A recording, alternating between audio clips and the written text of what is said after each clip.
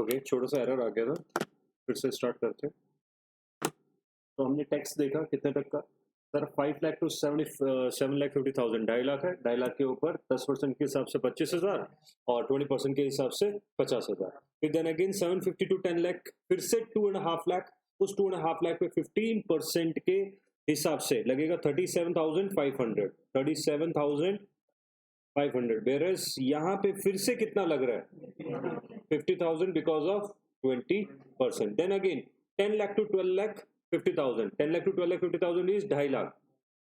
फिर से इस 2.5 लाख के ऊपर 20% के हिसाब से लगेगा 50,000। वेरस यहाँ पर 30% के हिसाब से कितना लगेगा sir 75,000। Then 12 lakh 50,000 to 15 lakh, फिर से 2.5 लाख। इसके ऊपर किस रेट के हिसाब से 25% के हिसाब से 62,500। एंड देन यहाँ पर फिर भी 30% के हिसाब से 2.5 लाख के ऊपर कितना 75,000। एंड अबव तो है नहीं अभी हम। What is the total of this amount? What is the total of this amount? Look, what is the total of this amount is 1,87,500, whereas the total of this amount is 2,62,500. There is a net difference of 75,000. You can see new slab और old slab के अंदर क्या difference है ये आप देख सकते हो। आई थिंक बहुत आसान लगा होगा आपको ये, बट एक चीज दिमाग में जो बच्चों को सबसे बड़ी प्रॉब्लम रहती है वो ये है कि सर हमें एग्जाम में कौन सी स्लैब लगानी है। This could be the question, right? So understand, they will ask you, आपको बोलेंगे कि आप इस कौन सी स्लैब से लगाएंगे, वो बोलेंगे as per section. For sure वो आपको एक क्वेश्चन इसका जरूर देंगे कि आप जरूर ध्यान रखिए that SSC wants to opt for 115 BAC. Sir वो कभी नहीं बोलेंगे न्यू और ओल्ड स्लैब, वो आपको क्या बोलेंगे SSC wants to for 115 BAC. 115 BAC opt करना चाहते हैं। अब टैक्स बताओ आप, सर क्या इसके ऊपर हेल्थ एंड एजुकेशन सेस भी लगता है? बिल्कुल लगेगा। सर स्लैब रेट बदल का ऑप्शन दिया ना, इट डजंट मीन कि आपके ऊपर कोई और टैक्स नहीं लगेगा। Sir surcharge your other types of taxes are as same, बिल्कुल as it is same. Is that clear? कोई सवाल है आपका यहाँ पर? आगे बढ़ते हैं थोड़ा सा। One of the amendment, but इसके साथ साथ एक चीज, दो चीजें और बतानी है। ये स्लैब का ऑप्शन किसको गिवन है? ये स्लैब या कोई भी स्लैब, तो स्लैब का ऑप्शन किसको गिवन होता है? स्लैब का ऑप्शन या इंडिविजुअल या फिर HUF, ये ही दोनों को ये ऑप्शन गिवन है। तो इस स्लैब का ऑप्शन किसको गिवन है? खाली इंडिविजुअल या HUF को, एंड ऑल्सो ऑप्शनल है ये। बट इसके साथ कुछ उन्होंने, तो देख सकते हो टैक्स का बेनिफिट हो रहा है ना, काफी अच्छा खासा टैक्स का बेनिफिट हो रहा है। इतना इजीली गवर्नमेंट आपको बेनिफिट कैसे दे सकती है नहीं? तो गवर्नमेंट ने इसके साथ साथ आपके ऊपर थोड़ा सा एक हथौड़ा, कंडीशंस भी साथ में लगाई है। क्या बोला गवर्नमेंट ने? Who can exercise the option for new tax and when can it be withdrawn? सवाल आ सकता है, कौन एक्सरसाइज कर सकता है इसको और कब ये विड्रॉ हो सकती है? तो कौन कर सकता है exercise? I have already told you, individual या HUF इसको एक्सरसाइज कर सकते हैं। सर ये विड्रॉ कब हो सकता है? ये एक भयंकर बीमारी है विड्रॉ वाली। देखो, exercise of option for the previous year, अगर आपके पास बिजनेस इनकम है या बिजनेस इनकम नहीं है, if you have a business income, if you don't have business income, ये दो कैटेगरी में इसको बांट दिया। अगर आपको सवाल आता है 115 BAC कौन एक्सरसाइज कर सकता है या कौन नहीं कर सकता, इस तरीके से simple, 115 BAC can be exercised by individual or HUF. Either they have the business income or they may not have the business income. ये दोनों बिजनेस इनकम डिपेंड क्या करता है? विड्रॉ करना। कैसे सर? सर जिनकी कोई बिजनेस इनकम नहीं है, they can opt for that particular year and they can withdraw for that after that year. आप उसको ले भी सकते हो और उसके बाद में आप उसको छोड़ भी सकते हो। मतलब सपोज आपने 2020-21 में ले लिया, 21-22 में आपने ऑप्ट आउट कर लिया, but those who have business income, the option once exercise for the previous year shall be valid for that previous year and all subsequent previous year. भाई साहब, आपने अगर एक बार ले लिया, अब आपका ये पीछा छूटने वाला नहीं है। अब तो आपको यही रखना पड़ेगा। अरे बिजनेस में आया कौन इधर? खाली प्रोप्राइटर और HUF ही तो आ रहा है। प्रोप्राइटर HUF स्मॉल बिजनेसमैन को फायदा देने के लिए था ये। बट सर ये तो फायदा नहीं, ये तो एक बहुत बड़ा एक रिस्ट्रिक्शन हो गया, बिकॉज कोई भी आदमी एक ऐसा कॉन्ट्रैक्ट में जाने से डरेगा या सोचता है जो बाद में आप वापस विड्रॉ ना कर पाओ। तो गवर्नमेंट ने इसके साथ आपको एक छूट दे दी कि सर आप लाइफ में एक बार इस ऑप्शन को विड्रॉ कर सकते हो, कभी भी, once ever in life you can withdraw it. देखो, withdrawal of option, the option can be withdrawn only once for the previous year other than the previous year in which you have exercise. समझो sir, जिस साल आपने exercise कर लिया current year, उसमें तो आप विड्रॉ कर ही नहीं सकते, फिर टैक्स भी निकाल लिया आपने। अदरवाइज देन आप विड्रॉ कर सकते हो। Thereafter the individual HEO will not be eligible to exercise the option again. आप लाइफ में कभी भी ये दोबारा ऑप्शन एक्सरसाइज नहीं कर पाओगे। ठीक है, इजी। कोई सवाल किसी का पूछ सकते हो। नेक्स्ट, सर इतना आसान है तो मैं ले लूंगा, बट सर साथ साथ बहुत सारी कंडीशंस भी है आपको इसके, इतना आसान नहीं है बीएससी। क्या क्या है कंडीशन है? If you want to opt for the new slab rate, you have to forgo lot of exemptions. बहुत सारी एग्जम्पशंस आपको छोड़नी पड़ेंगी, क्योंकि आपका टैक्स आपने देखा है बहुत कम आता है यूके हिसाब से, आपको बहुत कुछ छोड़ना पड़ेगा। क्या क्या छोड़ना sir? The person who is availing the concessional rate will not be allowed to claim any exemptions or deductions or allowances or perquisites provided under the any other law for the time being in the force। भाई साहब, आप deductions, exemptions, perquisites के नहीं ले पाओगे। The individual HU opt for taxability under BSE shall not be entitled to the following exemption or deduction। Sir सुनो, आप ऐसा नहीं है कि कोई भी exemption नहीं ले सकते, नीचे लिखे हुए deductions एंड एग्जम्पशंस आप नहीं ले सकते। कौन से सर? देखो, leave travel allowance 10 subsection 5 salary chapter याद है। House rent allowance 10 subsection 13A salary chapter याद है। हाउस रेंट अलाउंस, ठीक है। Allowances as contained section 10 subsection 14। Allowances of MP MLA, अगर एमपी एमएलए इस चीज को ऑप्ट करता है तो वो भी नहीं कर पाएगा। 10-14 में आपने बहुत सारे करे थे, वो children education allowance, border area allowance, hostel allowance, transport allowance, you have done a lot allowances in that, वो भी आपको छोड़ने पड़ेंगे। सारे सैलरी चैप्टर आधा ही खत्म हो जाएगा आपका, बट आपके लिए तो है, एग्जाम में छोड़ के मत जाना। एमपी एमएलए को छोड़ना। Allowances of income to minor 10 subsection 32, 10 subsection 32 1500 rupees। The parent which has a higher income, जिस भी पेरेंट की हायर इनकम है उसकी इनकम में आपका पैसा क्लब हो जाता है, उसको 1500 रुपीज, रिसेंटली पढ़ा था कुछ बच्चों ने, 1500 रुपए का आपको छूट मिलता है, छोड़ना पड़ेगा वो आपको। 10 AA SEZ डिडक्शन चैप्टर के लास्ट में किया हमने। अच्छा, अभी आप चाहे एनएमसी के स्टूडेंट हो या कहीं के भी हो, अपने रिस्पेक्टिव टीचर से कहीं ना कहीं ये सेक्शंस पढ़े होंगे, या सेल्फ स्टडी की है तो आपने वहां से पढ़े होंगे। 10 AA standard deduction salary chapter 40,000 था पहले, ये स्टैंडर्ड डिडक्शन, अब ये कट के आपके एग्जाम के लिए 50,000 है। सैलरी चैप्टर में स्टैंडर्ड डिडक्शन कितना हो गया बच्चों? 50,000 ही है अभी स्टैंडर्ड डिडक्शन, ठीक है। आगे तो वो भी 4 को करना पड़ेगा आपको, ठीक है। अच्छा, इसके बाद deduction of entertainment allowance 16(2)I salary chapter. Employment और प्रोफेशनल टैक्स 2500 रुपए का मिलता था, ये 2500 रुपीज का, 4 को करो। Interest under section 24 in respect of self occupied, ध्यान से, interest under section 24 for self occupied और vacant property referred to section 23 subsection 2, एक अमेंडमेंट इसमें भी है।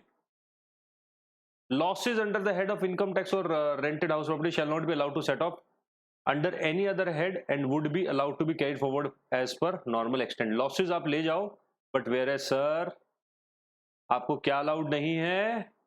सेल्फ ऑक्यूपाइड प्रॉपर्टी में इंटरेस्ट को डेबिट करना अलाउड। सर ये क्यों लिखा फिर? सर हो सकता है किसी पुराने साल का पड़ा हो, आपके पास होता है ना एचपी का 8 साल तक कैरी फॉरवर्ड।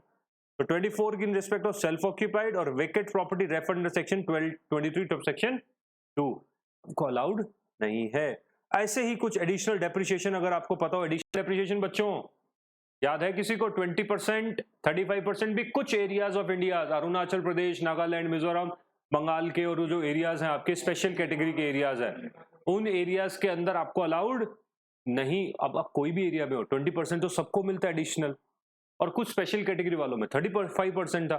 सर 4 को करो, नहीं मिलेगा आपको, वो भी घाटा ज्यादा हो रहा है ये तो। सर कितना कुछ छोड़ना पड़ रहा है, ठीक है। तभी ये इतना सक्सेस नहीं हुआ, सुना भी नहीं ज्यादा लोगों। आया था तब थोड़ा सा एक हाईलाइट में जरूर आया था कि कुछ ऐसा भी आया है, अदरवाइज ऑप्ट करने के लिए इतना कॉम्प्लिकेटेड है कोई नहीं लेगा।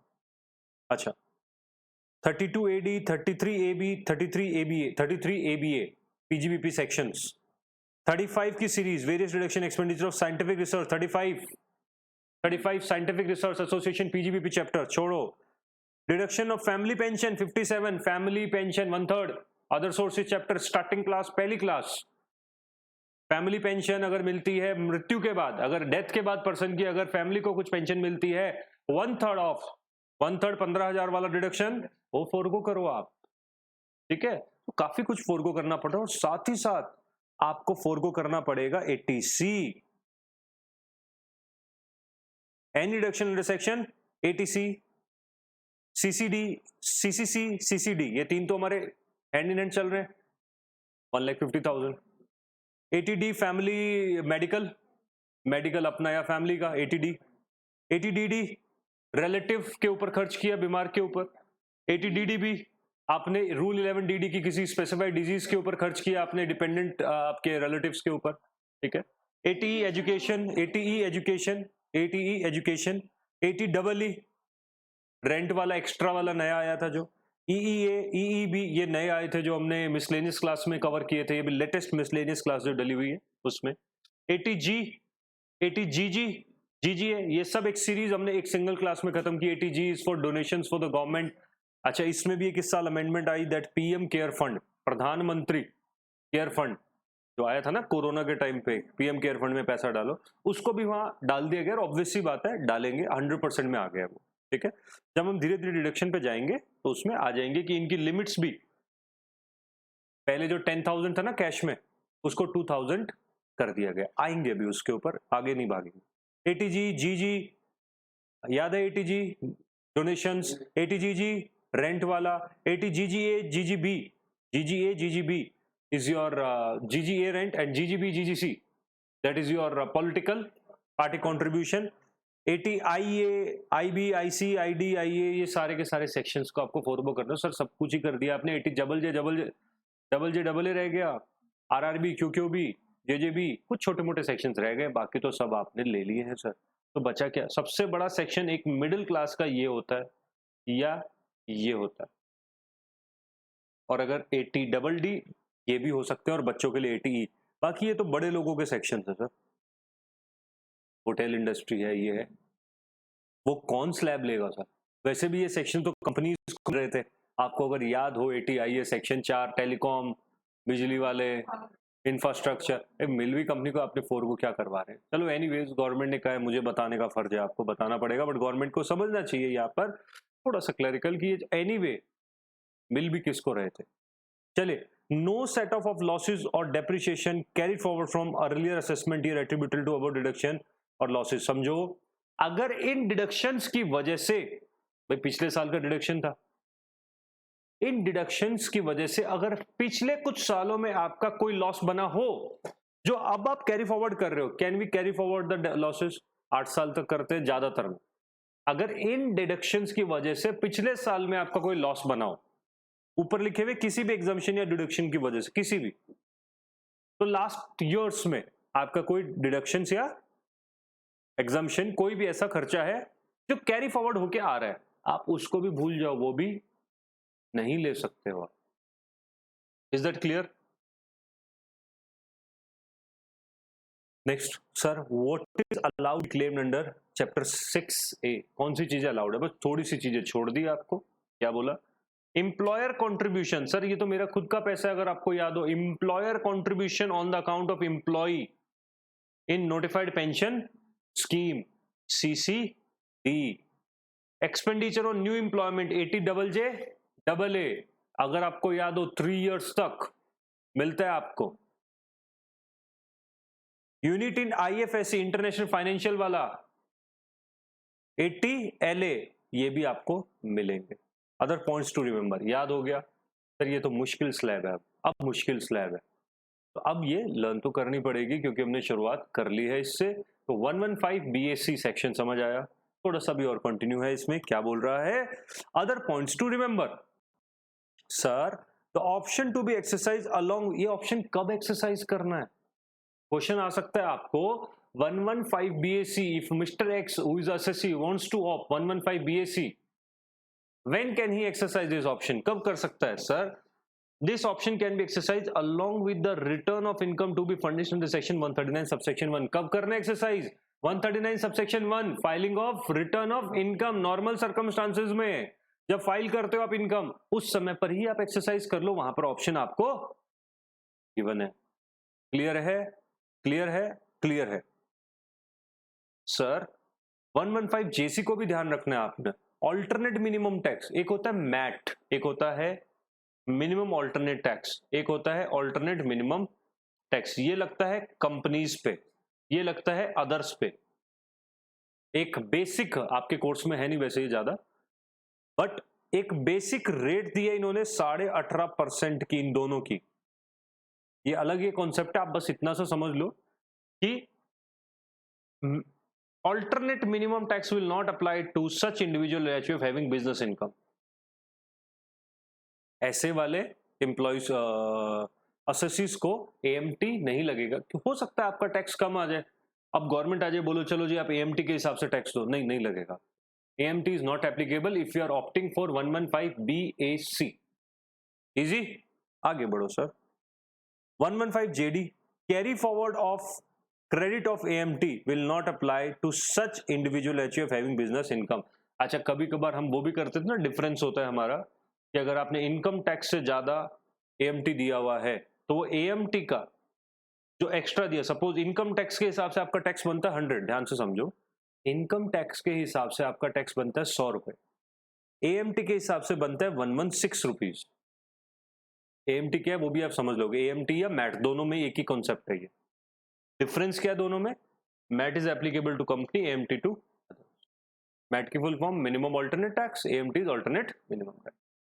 Suppose if your tax as per income tax is 100, as per MAT या AMT के हिसाब से आपका 116 बनता है, तो गवर्नमेंट कहेगी आपको 116 देना पड़ेगा, विच एवर इज हायर देना पड़ता है।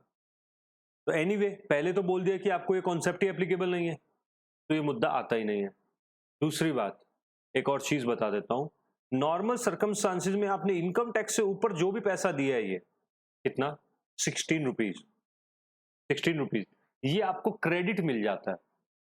अगले साल आप इस 16 रुपए को माइनस कर लेना, बट आपको समझने की कोई बात नहीं, ये आपके ऊपर एप्लीकेबल ही नहीं है। बस 3 पॉइंट क्या, when can you exercise this option? While filing ROI। AMT का आपके ऊपर प्रोविजन नहीं लगेगा, और AMT 115 JD carry forward a set off of the alternate minimum tax credit will not apply to such individual nature of having business income। जिनको business income है उन्होंने 115 BAC लिया है, उनको AMT वाला कॉन्सेप्ट एप्लीकेबल नहीं है, भूल जाओ। ठीक है सर, अभी खत्म नहीं हुआ। Allowances exempted under 10(14) in new regime for tax। Allowances exempted 10 under section 10(14) in a new regime of tax। कौन से ऐसे अलाउंसेस है जो आपको 10 सबसेक्शन 14 पूरा एप्लीकेबल नहीं था ना आपको? चिल्ड्रन, हॉस्टल, अभी पढ़ा ना ऊपर, अभी मैंने कहा नहीं लगेगा, तो आपको इसके फायदे छोड़ने पड़ेंगे। बट सर 14 के ये 4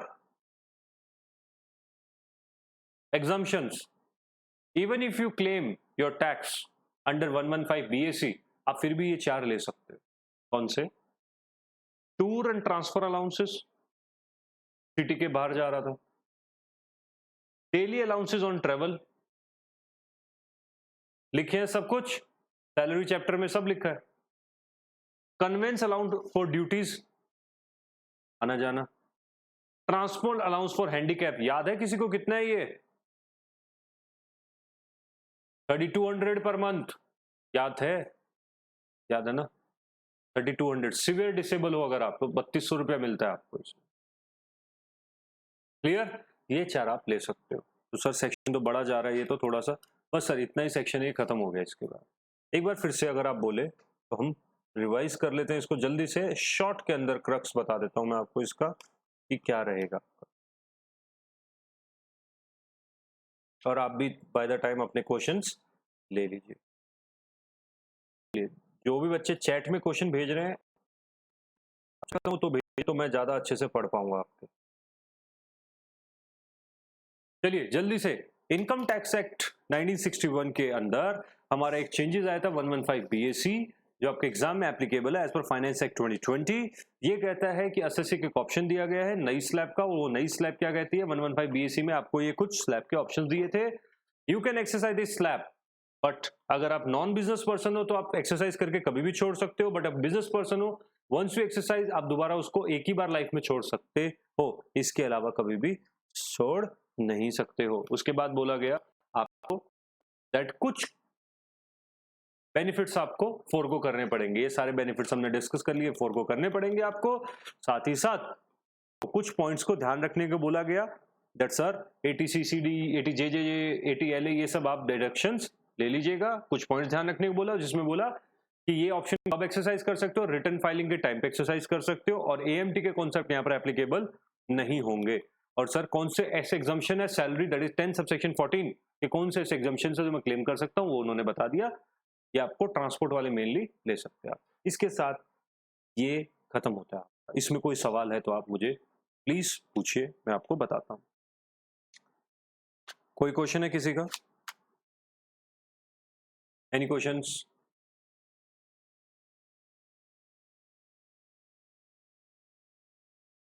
वो same same same ditto, yes same. ठीक है, आगे बढ़ते हैं हम sir. Next, income tax rates on cooperative society. Sir आपको पता होना चाहिए कि अगर आप कोऑपरेटिव सोसाइटी थे तो आपकी पुरानी स्लैब रेट्स क्या थी। जैसे ही ऑप्शन इंडिविजुअल एचयूएफ को दिया 115 बीएसी में, एक नया सेक्शन और आया 115 बीएडी। वो क्या था? बीएसी। ये क्या है? बीएडी। सेम ऑप्शन किसको दे दिया? Cooperative society. Sir cooperative society की अगर आपको टैक्स रेट पुरानी याद हो, 10,000 तक 10%, नेक्स्ट 10,000 पर बिल्कुल 20%, और उसके आगे कुछ भी हो 30%। ये होता था कोऑपरेटिव सोसाइटी के ऊपर, और सरचार्ज आपका 12% if the total income exceeds 1 crore. Exceed करती है अगर 1 करोड़ से तो आपका सरचार्ज 12% पे लग जाता है। क्लियर? बट सर इनको भी एक ऑप्शन दे दिया गया। क्या ऑप्शन दिया? इनको बोला 115 पीएडी कहता है टैक्स लॉस का कंसेशनल रेट ऑफ 22%, कि आप फ्लैट कितना दे दो? 22% दे दो, प्लस सरचार्ज 10% पे दे दो आप हमें। कितना? Sir concessional rate of 22% plus surcharge अगर लगेगा तो 10% पे दे दीजिए, हम आपसे ये वाले टैक्सेस आपके माफ कर देंगे, स्लैब रेट हटा देंगे और आपको एक फ्लैट रेट में डाल देंगे। कितना? 22 प्लस सरचार्ज 10%। बट सर अगर आप ये ऑप्ट करते हो आपको वही के वही सारे प्रोविजंस में रखने पड़ेंगे। हाँ उसमें से थोड़े कम है, 139 वाला है, एएमटी वाला है, एग्जम्पशन रिडक्शन 41 वाला टूरिज्म में, ये सारे के सारे से ये पढ़ना। क्लियर? समझ आ गया? आगे बढ़ते हैं। नेक्स्ट आता है अमेंडमेंट आपका डिस्ट्रीब्यूशन टैक्स। सर इतना बड़ा रिलीफ मिला है आपको, आप सोच नहीं सकते, huge relief. Huge relief I would say. Sir government बहुत सालों से इस सेक्शन के लिए परेशान थी, और गवर्नमेंट के साथ साथ मैं बहुत ज्यादा परेशान था, और बच्चे मेरी वजह से और ज्यादा। क्यों परेशान होते थे सर? गवर्नमेंट कभी कहती थी, सबसे इनिशियली 1995 में जब आया, डिविडेंड डिस्ट्रीब्यूशन टैक्स के नाम से, कॉर्पोरेट डिविडेंड टैक्स के नाम से भी था ये, एडवांस इनकम टैक्स के नाम से भी, 3 नाम थे इसके। वो कहते थे कि सर 15% पे शुरू हुआ, फिर सरचार्ज, फिर टैक्स, फिर 20%, 17 point something something percent, grossing up करो, नेटिंग करो। सबने अपने क्लासेस में पढ़ी ये सारी बातें, ग्रॉस अप करो, नेट करो, ये करो, वो करो। फिर आया कि सर अगर 10 लाख रुपए तक का डिविडेंड एसएससी को मिलता है तो माफ है, 10 से ऊपर 10% का वो भी टैक्स देगा, और गवर्नमेंट भी, कंपनी भी देगी। गवर्नमेंट ने इस साल एक रिलीफ दिया आपको और बोला सर आपका डिविडेंड कॉन्सेप्ट हम हटा रहे हैं टैक्स का। मतलब ऐसा ऐसा नहीं हटा रहे, वो कह रहे हैं कि डिविडेंड डिस्ट्रीब्यूशन टैक्स का कॉन्सेप्ट हटा रहे हैं हम। मतलब सर अब एसएससी को, शेयर होल्डर को, जिसको डिविडेंड मिलेगा उसी को पूरा टैक्स देना है। गवर्नमेंट ने कहा आपको रिलीफ चाहिए, लो मैं रिलीफ देती हूं, दिस इज द रिलीफ। बात खत्म करो सारे की सारी, आप दे देना टैक्स। अरे ये रिलीफ क्या हुआ है? तो बच्चों के लिए रिलीफ हो गया ना, प्रैक्टिकल लाइफ में तो क्या रिलीफ बना? बट गवर्नमेंट ने कहा एनीवे, कंपनी का जो पैसा था, कंपनी अगर टैक्स पे करती थी, डिविडेंड डिस्ट्रीब्यूशन टैक्स, वो था तो शेयर होल्डर का ही, था कि नहीं? है ना? देखो, dividend distribution tax will be applicable on dividend declared, dividend paid or after first or paid after 1st April 2003 applicable है, but on or before 31st March 2020, 31 मार्च 2020 तक ही डिविडेंड डिस्ट्रीब्यूशन टैक्स का कॉन्सेप्ट रहेगा। सर उसके बाद shall be covered under section 115O, आपने ये किया हुआ है 115O, अदर सोर्सेज चैप्टर में हमने किया था ये। Hence, no tax will be applicable on dividend declared on or after 1st April 2020. यहां तक तो खुशी हुई, क्योंकि बताया नहीं ना, प्रेसिडेंट के हाथ में लगेगा। तो 1 अप्रैल 2020 के बाद में आपका कौन सा सेक्शन 115O ओ गया? क्लियर? तो आपने वो पेज फाड़ना नहीं, काट देना। Similarly, no tax applicable on mutual fund paying dividend on unit holder, 10 subsection 35 इससे प्रिवेलिंग था, और डिविडेंड म्यूचुअल फंड्स के भी थे सर, उसको भी, मतलब डिविडेंड म्यूचुअल फंड के ऊपर भी कंपनी देती थी पहले, अब बोला कि म्यूचुअल फंड पे भी कंपनी नहीं देगी। सर इस वजह से 2 सेक्शन में बदलाव आ गया। 10 सबसेक्शन 34 किसी को याद हो, एग्जम्पशन, डिविडेंड डोमेस्टिक कंपनी अपनी देती थी तो एसएससी के हाथ में माफ होता था, तो उसमें चेंजेस आए कि नहीं आए? आ गए ना। 10 सबसेक्शन 34 एग्जम्पशन था, क्या बोला सर? अब से 10 subsection 34 not applicable in the hands of share holder, वो भी हटा दिया गया। मतलब dividend receive from domestic company on or after 1st April 2020 will be fully taxable in the hands of share holder. However, if the tax has been paid on dividend under section 115O और section 115 BBDA, it is fully examined. याद है BBDA क्या था? 10 लाख रुपए तक का dividend SSC के हाथ में एग्जाम था। 10 लाख से ऊपर अगर कोई भी डिविडेंड मिलता है तो उस पर 10% लगता था। अरे सर एक बार थोड़ा सा फिर से बताओ, कंफ्यूजन हो रहा है। 10 सबसेक्शन 34 याद है? देखो बच्चों, जो भी ये क्लासेस लें, साथ साथ में रिवीजन भी हो रहा है आपका। आई एक्सपेक्ट थोड़ा सा कोर्स को पढ़ के बैठे, थोड़ा सा आपको शायद ज़्यादा अच्छा रहेगा आपके लिए, ब्लाइंड नहीं बैठोगे। 10 सबसेक्शन 34 होता था कि आपके हाथ में डिविडेंड एग्जम्प्ट होता था कंप्लीटली, और उसके ऊपर 115 BBDA आया था और उन्होंने बोला था कि सर 10 लाख रुपीस तक तो एग्जम्प्ट, और 10 से ऊपर 10% का देना पड़ेगा। सर अब तो खैर एनीवे इजी बता देते हैं, ये सब कुछ हट गया। सिंपली क्या बोल दिया? एसएससी को टैक्स पे करना, बात ही खत्म। एसएससी को टैक्स पे करना है, बात सब खत्म। क्लियर है? और ये सब बच्चों के लिए एक प्रॉब्लमेटिक एरिया होता था। सर आप फॉर श्योर एक्सपेक्ट कर लेना इसमें से क्वेश्चन,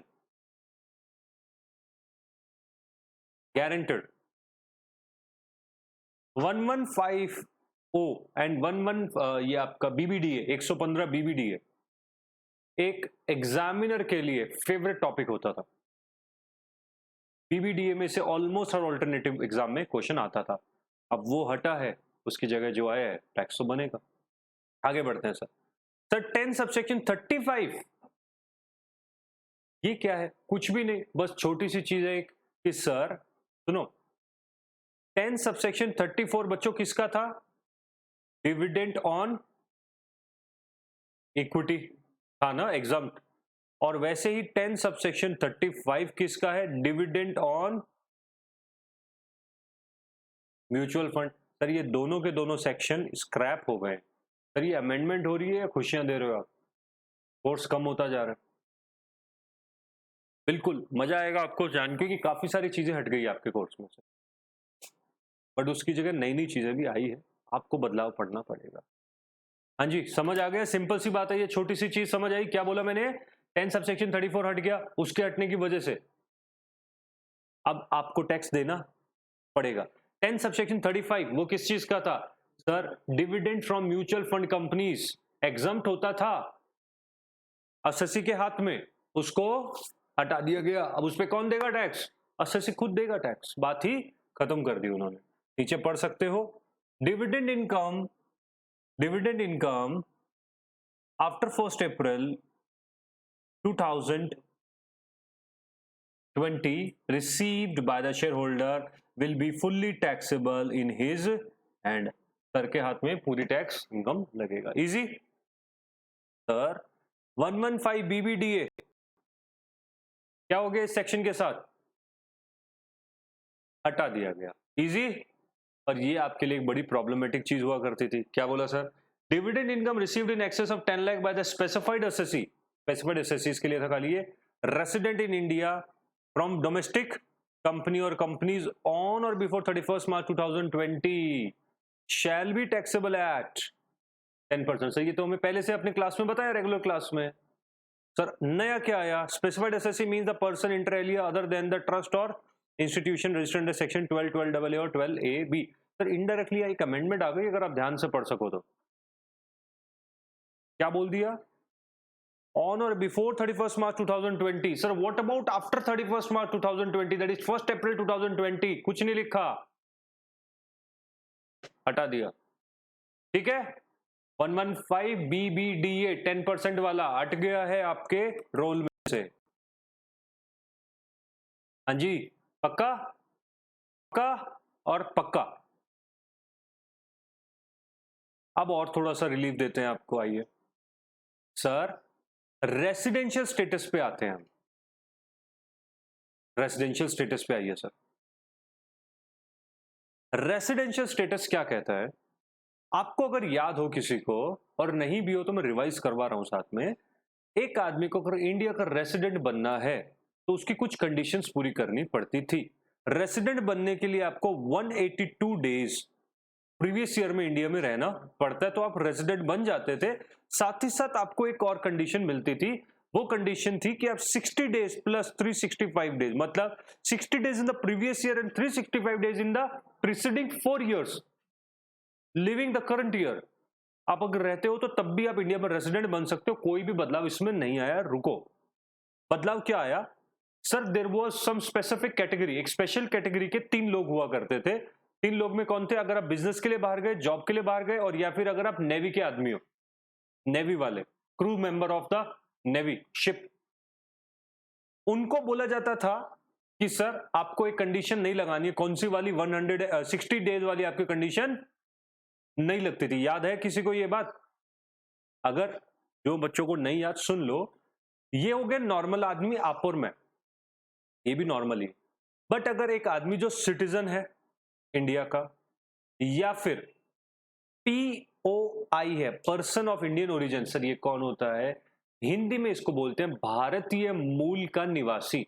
मतलब अगर आप आपके ग्रैंडफादर या ग्रेट ग्रैंडफादर इंडिया या अनडिवाइडेड इंडिया के अंदर बर्थ हुआ है आपका, अनडिवाइडेड में अखंड भारत नहीं, खाली पाकिस्तान में हुआ है अगर आपका बर्थ, आप दुनिया में कहीं भी रहते हो, आप माने क्या जाओगे? भारतीय मूल के निवासी। अमेरिका की वाइस प्रेसिडेंट अभी है ना। चलिए, खैर एक टाइम पे तो हमने बराक ओबामा को भी कर दिया था, खैर पर छोड़ देते हैं उसको। एनीवेज, तो सिटीजन और पीओआई कौन है? सिटीजन तो हमें पता है, जो सिटीजनशिप एक्ट में आता है। पीओआई कौन है? जो मैं बता चुका हूं आपको, भारतीय मूल का निवासी, person of Indian origin, you, your father, grandfather or any of your parents either side, मम्मी साइड या पापा साइड, कोई भी इंडिया या अनडिवाइडेड इंडिया में जिन्होंने बर्थ लिया हो, वो आप कहीं भी रह रहे हो, आप भारतीय मूल के निवासी, पर्सन ऑफ इंडियन ओरिजिन माने जाते हो। आपको एक बेनिफिट दिया गया है यहां पर, क्या बोला? आपको याद हो अमेंडमेंट से पहले आपको क्लास में लिखवाया गया था कि उस आदमी को ये वाली कंडीशन, उसको सीधा क्या देखना था? 182 डेज वाला कॉन्सेप्ट देखना था, और प्लस यहां पर एक झोल भी था, ये 60 डेज, सर 120 डेज, याद है? थोड़ा बहुत कंफ्यूजन था बच्चों को, मैंने क्लास में भी बोला कि जून वाले बच्चे या दिसंबर, सर सब हटा दिया गवर्नमेंट ने, इजी करा। ये अमेंडमेंट नहीं, मैं कह रहा हूं ना, खुशियां, इजी करा। क्या बोला? सिंपल, ध्यान से पे अटेंशन, सुनो बच्चों। 6 सबसेक्शन 1 क्या बोला? Basic condition to become resident in India. अब सर क्या हमें भी यही कंडीशन लगेगी, आप और मैं जो रोज दिल्ली में पड़े रहते हैं? ना, ये हमारे लिए बात नहीं हो रही, हम वही पुराने हैं, हमारे ऊपर आज भी यही कंडीशन एप्लीकेबल है। बदलाव किस में आया है? सर इन लोगों के लिए आया है बस बदलाव, और किसी के लिए नहीं आया है। सर इनमें भी कौन? जो फॉरेन से आना जाना है जिनका, ठीक है। क्या बदलाव आया? सर गवर्नमेंट ने बोला person who is citizen of India, पता है हमें, और पर्सन ऑफ इंडियन ओरिजिन, वैसे तो अपने भी सिटीजन है पर अपने फॉरेन कम जाते हैं, ठीक है। Person of citizen of India or person of Indian origin who is staying outside India. Sir citizen और पीओआई जो किधर रहता है, बस हम उसके लिए बात कर रहे हैं। तो आपको एलिजिबिलिटी किसकी मिली है? खाली आउटसाइड इंडिया वाली, ठीक है। क्या बोला आपको? अगर उस आदमी की इनकम, सर बहुत सारे ऐसे भी जो भूटान में रहते हैं, बांग्लादेश में रहते हैं, श्रीलंका, वो हमारे लिए लाइबिलिटी एसेट्स नहीं है ठीक है। हमने किसको कैटर करना है? इनकम टैक्स क्या कहता है? पैसा जो कमा रहा है, अमेरिका, कनाडा, ऑस्ट्रेलिया या जहां भी आप अच्छी, इधर भी रहो, पैसा है ना आपके पास, तो हम उसकी बात कर रहे हैं। Hold on. तो क्या बोला? ऐसा आदमी जो इंडिया के बाहर रहता है और इंडिया को घूमने के लिए आया, having total income other than the income from foreign sources exceeding 50 lakh in during previous year, और उसने इंडिया से 15 लाख से ज्यादा की इनकम कमाई। फिर से सुनो, ऐसा आदमी जो सिटीजन इंडिया का है, पीओआई इंडिया का है, और वो इंडिया के बाहर है, उसने इंडिया से 15 लाख इससे ज्यादा की इनकम कमाई। सर बहुत सारे एनआरआईज मिलते हैं आपको छतरपुर फार्म्स में या XYZ जगह पर, उनके बंगलोज हैं, रेंट पे लगाए हुए, बच जाते हैं। गवर्नमेंट ने क्या बोला? सर 15 लाख से ज्यादा की इनकम कमा रहे हो ना,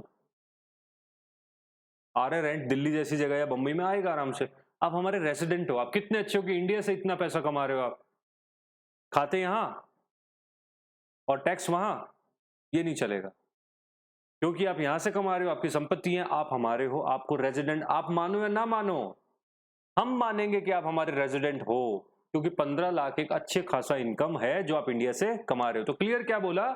if you are a citizen of India or POI of India and you have a income of more than 15 lakh, sir 15 lakh नहीं आना, क्या लिखा है? क्लियर, एक्सीडिंग 15 लाख से ज्यादा। तो सर एलिजिबिलिटी क्या है सेक्शन 6 सब सेक्शन 1 में आने की? 1 एलिजिबिलिटी, 2 एलिजिबिलिटी, हो गई 1 एंड 2 मिल गया। And come to India on visit in any previous year, of India आप आए हो घूमने के लिए, चलिए, shall be consider to be resident in India in that previous year, आपको मान लेंगे कि आप हमारे रेसिडेंट हो। बट सर ऐसे तो कोई भी नहीं आएगा इंडिया, भारत में आना बंद करवा रहे हो सर मोदी जी, ऐसे थोड़ी चलेगा। ऐसे तो फिर वो लोग इंडिया नहीं आएंगे कि चलो इंडिया आने से अगर टैक्स लगता है तो हम इंडिया नहीं आएंगे। तो गवर्नमेंट ने एक कंडीशन साथ में बताई, सर हो सकता है आप काम से आ रहे हो, तो गवर्नमेंट ने कहा if he stage for 120 days और मोर, और पहले ये 182 डेज था, याद है अभी बताया था ना मैंने, 182 डेज वाला लगता था, वो हट गया। क्या बोला? स्टेज फॉर कितना 120 डेज और मोर, तो आपने यहां क्या लिख लेना है 120 डेज इंक्लूसिव है। एग्जाम में ध्यान रखना, आपको यहीं पकड़ेंगे 120 डेज एग्जैक्ट लिखेंगे, 120 डेज इंक्लूसिव है, 15 लाख इंक्लूसिव नहीं है। फिर से 15 लाख से ऊपर बोला, 15 लाख को नहीं बोला, और 120 डेज इंक्लूसिव बोला। तो आपको एग्जाम में क्वेश्चन क्या आ सकता है, a person mister x who is citizen of India or POI है वो, इंडिया से उसको 15 लाख रुपए की इनकम आती है और वो 120 डेज इंडिया में रहा है, बताइए कि क्या कैटेगरी है उसकी, रेसिडेंट। अब यहां हम पजल हो जाएंगे कि 15 लाख की इनकम है और 120 दिन इंडिया में रहा है एक प्रीवियस ईयर में, तो क्या करूं मैं उस केस में? लगेगा रेसिडेंट है कि नहीं है, वो रेसिडेंट है, यहां ही तो पजल हो रहे हैं हम। अरे बेटा बात सुनो, अगर आपकी इनकम 15 लाख से ज्यादा है तभी वो 6 सबसेक्शन 1 आपके ऊपर एप्लीकेबल है, अदरवाइज मैं फिर से बताता हूं, सेक्शन थोड़ा सा ट्रिकी रहेगा।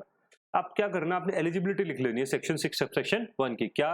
सबसे पहले तो आप सिटीजन पीओआई होना चाहिए, इजी है। आपकी इनकम 15 लाख से ज्यादा होनी चाहिए, 2 एलिजिबिलिटी हो गई। आपको इंडिया आना पड़ेगा घूमने के लिए, तीसरी एलिजिबिलिटी हो गई। अरे आओ ना हो कोई फर्क नहीं पड़ता, और आना जो पड़ेगा वो कम से कम कितने दिन के लिए आना पड़ेगा, 120 दिन के लिए आना पड़ेगा। सर व्हाट अप टू कितने दिन तक, 181 वाला। सर 182 डेज रह गया तो वो, सर फिर तो आप नॉर्मल कैटेगरी में आ गए ना, 182 पे आते ही तो आप नॉर्मल रेसिडेंट हो। कोई भी आदमी अगर इंडिया में 182 डे रह जाता है वैसे ही नॉर्मल रेसिडेंट हो गया, उसके ऊपर तो ये कोई कंडीशन का सवाल उठता ही नहीं। ये मैंने आपको सेल्फ समझाने के लिए बताया, एग्जाम में मत लिखना, ये 181 बस समझने के लिए। क्यों? फिर से बताऊं एक बार, please please please raise your hand, फिर से एक बार करें।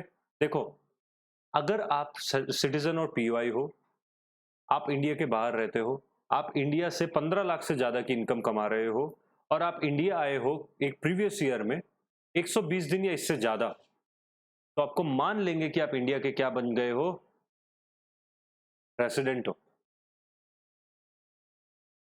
सर आपको इस सेक्शन के अंदर इंपॉर्टेंट किस चीज पे हम ध्यान रखें, हम गलती कहां करेंगे? आप गलती करोगे इस 15 लाख के ऊपर और 120 डेज के ऊपर,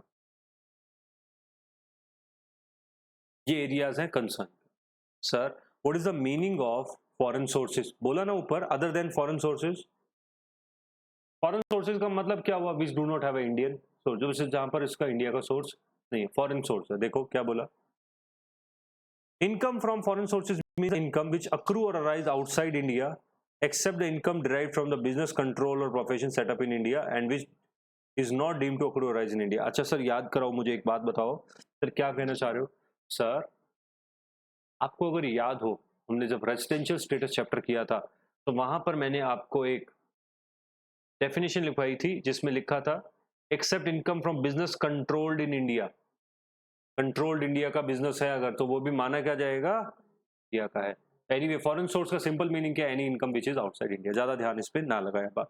what is deemed to resident in India, section 6 subsection 1 है, deemed to resident in India, deemed to resident in India, a individual being the citizen of India, POI नहीं है इधर बेटा, एक इंडिविजुअल जो सिटीजन ऑफ इंडिया है, have a total income other than income from foreign sources exceeding 15 lakh in any previous year. तो sir सबसे पहले आप क्या हो, इंडिविजुअल हो, आप क्या हो, सिटीजन हो इंडिया के, प्लस आपकी इंडिया इनकम कितनी है, 15 लाख से ज्यादा की है, shall be deemed to resident in India in that previous year. अगर आप इंडिया की जमीन से, इंडिया से रिलेशन में 15 लाख से ज्यादा रुपया कमा लेते हो, मान लेंगे आप इंडिया के रेसिडेंट हो, बट कंडीशन के साथ if he is not liable to tax any other category in any other territory. Sir मतलब ये क्या कर दिया?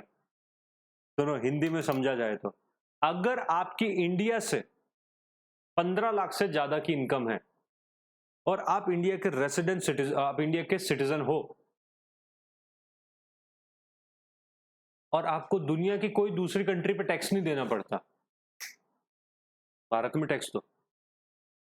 किस इनकम पे? ग्लोबल इनकम पे। फिर से सुनो, फिर से सुनो, फिर से सुनो ध्यान से। मतलब सर ये क्या हुआ? आप एक रेजिडेंट, आप एक इंडिविजुअल हो, सिटीजन हो इंडिया के, आपकी इंडिया से इनकम 15 लाख से ज्यादा की है, इंडिया से इनकम 15 लाख से ज्यादा की है, तो एलिजिबिलिटी होगी। आपको मान लेंगे कि आप इंडिया के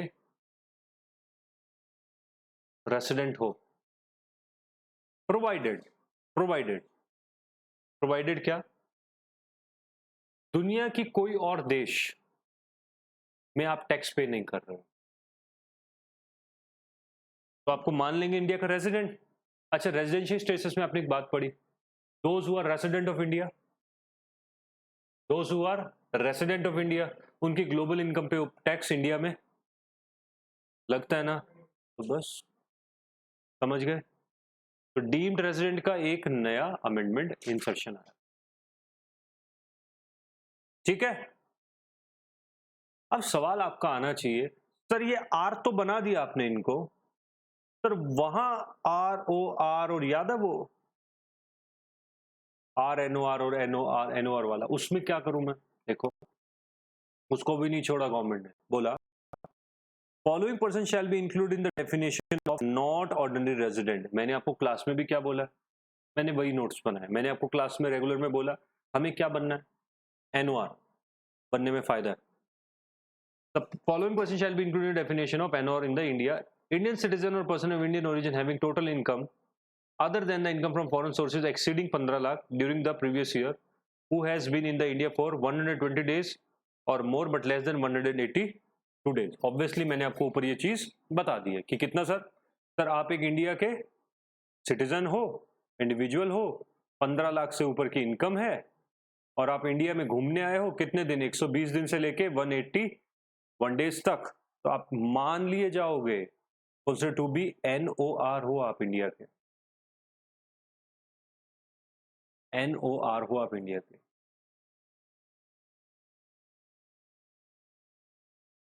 ठीक है। और सर दूसरा NOR कौन है? सेक्शन 6 सबसेक्शन 1A में जो रेसिडेंट बना है, डीम्ड रेसिडेंट, वो फॉर श्योर NOR तो है ही है हमारा, NOR तो वो है ही है। सर इसको अगर ROR बनाना हो तो क्या करेगा? सर वो 729 days in the last 7 years and non resident in 9 years out of 10 years वाली कंडीशंस अगर किसी को याद हो, बस वो कंडीशन चेक कर ले। देखो कोई सवाल है यहाँ तक तो पूछो, बस ये अमेंडमेंट थी।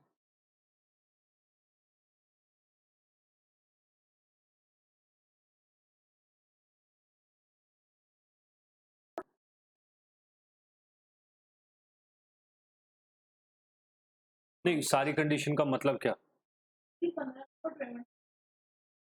हाँ हाँ हाँ हाँ हाँ, ऑल कंडीशन। एलिजिबिलिटी क्या है? सबसे पहला सिटीजन या POI आउटसाइड इंडिया का हो, 15 लाख से ऊपर की इनकम हो, तो आप शक की कैटेगरी में आ गए हो। अब आपको चेक करेंगे इंडिया में कितने दिन रहे हो आप। बढ़े आगे।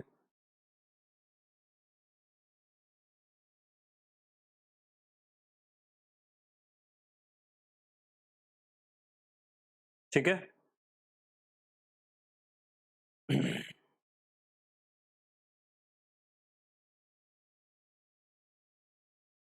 क्लियर। ये कुछ इंपॉर्टेंट अमेंडमेंट्स तो यही थे।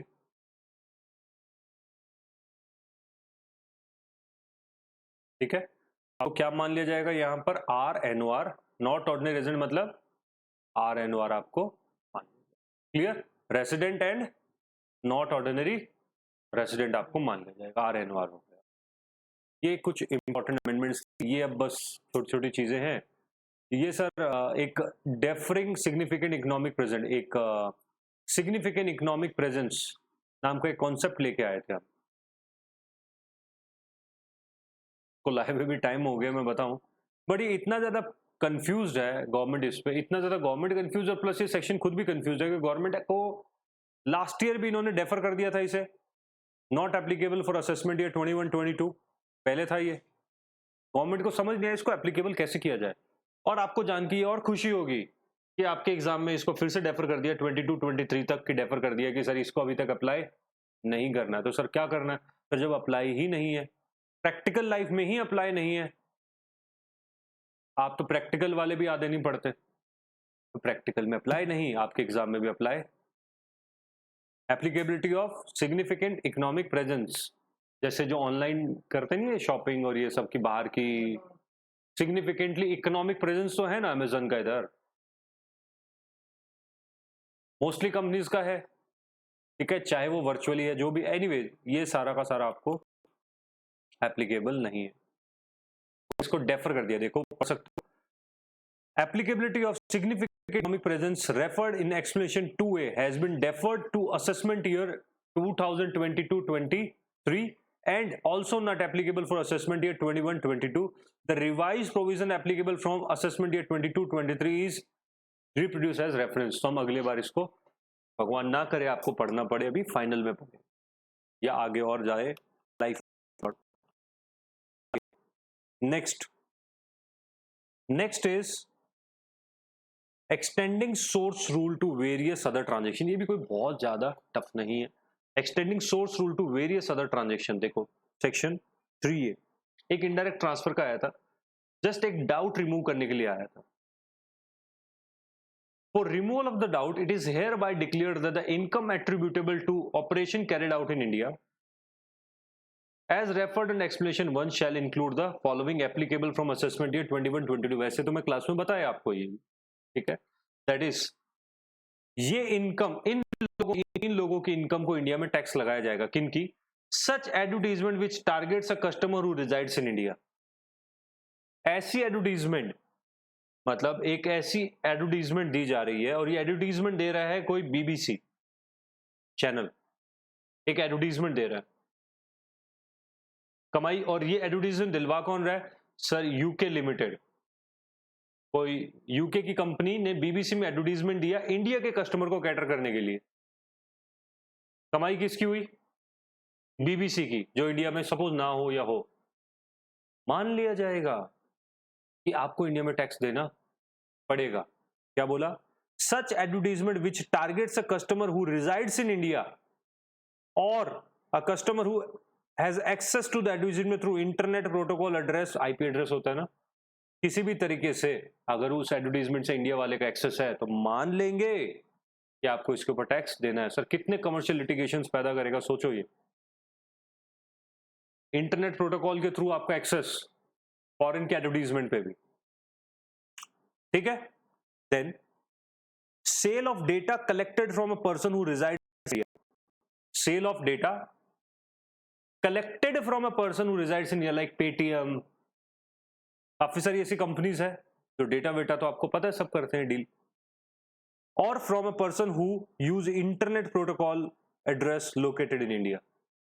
ये क्या है? आपका डेटा जो चोरी होता है ना, चोरी इन द सेंस जो भी हो रहा है, उस डेटा को कंट्रोल करने के लिए। एंड सेल ऑफ गुड्स और services using the collected data from the person who resides in India. India के आदमी से डेटा लेके आप अगर सेल ऑफ गुड्स और सर्विसेज कर रहे हो, फेसबुक पे ऐड आते हैं, आप गूगल पे सर्च करो, फेसबुक पे ऐड आएगा, आएगा कि नहीं आएगा? यूट्यूब पे सर्च करो, देन डेटा सिमिलर आपको आना शुरू हो जाता है, होता है ना। तो अगर आप उन एडवर्टीजमेंट्स को देख के अगर सेल कर रहे हो, और वो एडवर्टीजमेंट यहां भी आ रही है क्योंकि वो कोई फॉरेन की कंपनी एडवर्टीजमेंट दे रही है आपको स्पॉन्सर करके एक्सेट्रा, आपको इंडिया के कस्टमर को दे रही है, तो फेसबुक से भी हम टैक्स लेंगे। समझ आया कैसे? समझ आ गया ना कैसे कि एडवर्टीजमेंट जो इंडियन को टारगेट किया जा रहा है, जैसे जिम के सप्लीमेंट्स करते हैं, ये ज्वेलरी करते हैं, मोबाइल फोन्स का एडवर्टीजमेंट करते हो आप, नया लॉन्च हुआ, नई गाड़ी लॉन्च हुई, आपने ऐड दे दिया, चाहे मुझे खरीदनी हो ना खरीदनी हो, दिमाग में तो है, एक इमेज तो बन गई ना एप्पल की, ठीक है। तो ये सारी की सारी इंडिया में मान लिया जाएगा। Next, non applicability. Explanation 5 to section 91I provides that an assets or a capital assets being any shares or interest, तो किसी भी शेयर की बात कर रहे हैं हम, in a company or entity registered or incorporated outside India, जो इंडिया के बाहर बनी है, shall be deemed to be always be deemed to have been situated in India। चाहे एक कंपनी इंडिया के बाहर बनी है, मान लिया जाएगा कि वो इंडिया की, अगर if the share or interest derived directly or indirectly its value substantially from the assets located in India। उनकी अगर मेजर एसेट्स इंडिया में, या आपका डिविडेंड या शेयर या कुछ भी, कंपनी कंट्रोल दुबई से हो रही है, लोकेटेड उसकी सब्सिडरी इंडिया में है, एसेट्स सारी की सारी इंडिया में है, उनकी मेट्रो एसेट्स सारी इंडिया में है आपकी, आप बैठे हो जापान में, और आपकी कंपनी के जो शेयर होल्डर हैं वो किसकी कमाई पे उनको डिविडेंड मिल रहा है? इंडिया की अर्निंग पे मिल रहा है। तो मान लिया जाएगा कि इसकी इनकम इंडिया की इनकम, इसकी तो है ही है, इसको जो डिविडेंड मिल रहा है वो भी इंडिया का है, टैक्स तो इसमें पहले आप यहां से निकलते टाइम ले लेंगे हम, यहां से जब ये जाएगा ना इनकम, यहीं से टैक्स ले लेंगे। अरे उसकी कंपनी तो इंडिया में है ना, भागोगे कहां पे? सब्सिडी तो बैठी है यहां पर, उससे कलेक्ट करेंगे हम। आप सच बोलो, हमें नहीं बोलोगे तो हम लेंगे आपसे। बाय एनी शेयर, शेयर की कोई भी वर्थ दे रहे हो आप, कोई भी तरीके से, नॉट जस्ट डिविडेंड, ठीक है। डेफिनेशन ऑफ रॉयल्टी, बस एक छोटा सा, एक छोटी सी बात है ये, royalty shall not exclude consideration, royalty shall not exclude consideration for sale, distribution or exhibition of cinematographic films from its meaning. बस सिंपल ये बोला है, अगर सिनेमोग्राफिक फिल्म्स कहीं दूसरे देश में चल रही है आपकी, या इंडिया में चल रही है, कहीं पे भी चल रही है, उससे आने वाली इनकम को रॉयल्टी बोलते हैं हम, कॉपीराइट से आने वाले को। वो इनकम भी रॉयल्टी की डेफिनेशन में डालना है। सर क्यों बोल रहे हो? सर पहले इसको ना एक्सक्लूड कर दिया था, हो सकता है वो टाइपो एरर हो इनका लिखते टाइम में कुछ भी, बट अब इनको करेक्ट करके इन्होंने बोल दिया क्या सर, सिनेमोग्राफी से भी जो आपकी इनकम आ रही है रॉयल्टी की, वो भी आपकी इनकम में इंक्लूड की जाएगी। क्लियर है? यहां तक कोई डाउट है किसी भी बच्चे का? पूछो, फिर हम एग्जम्पशन फ्रॉम इनकम टैक्स पे चलेंगे। कोई डाउट है किसी भी बच्चे का, please ask.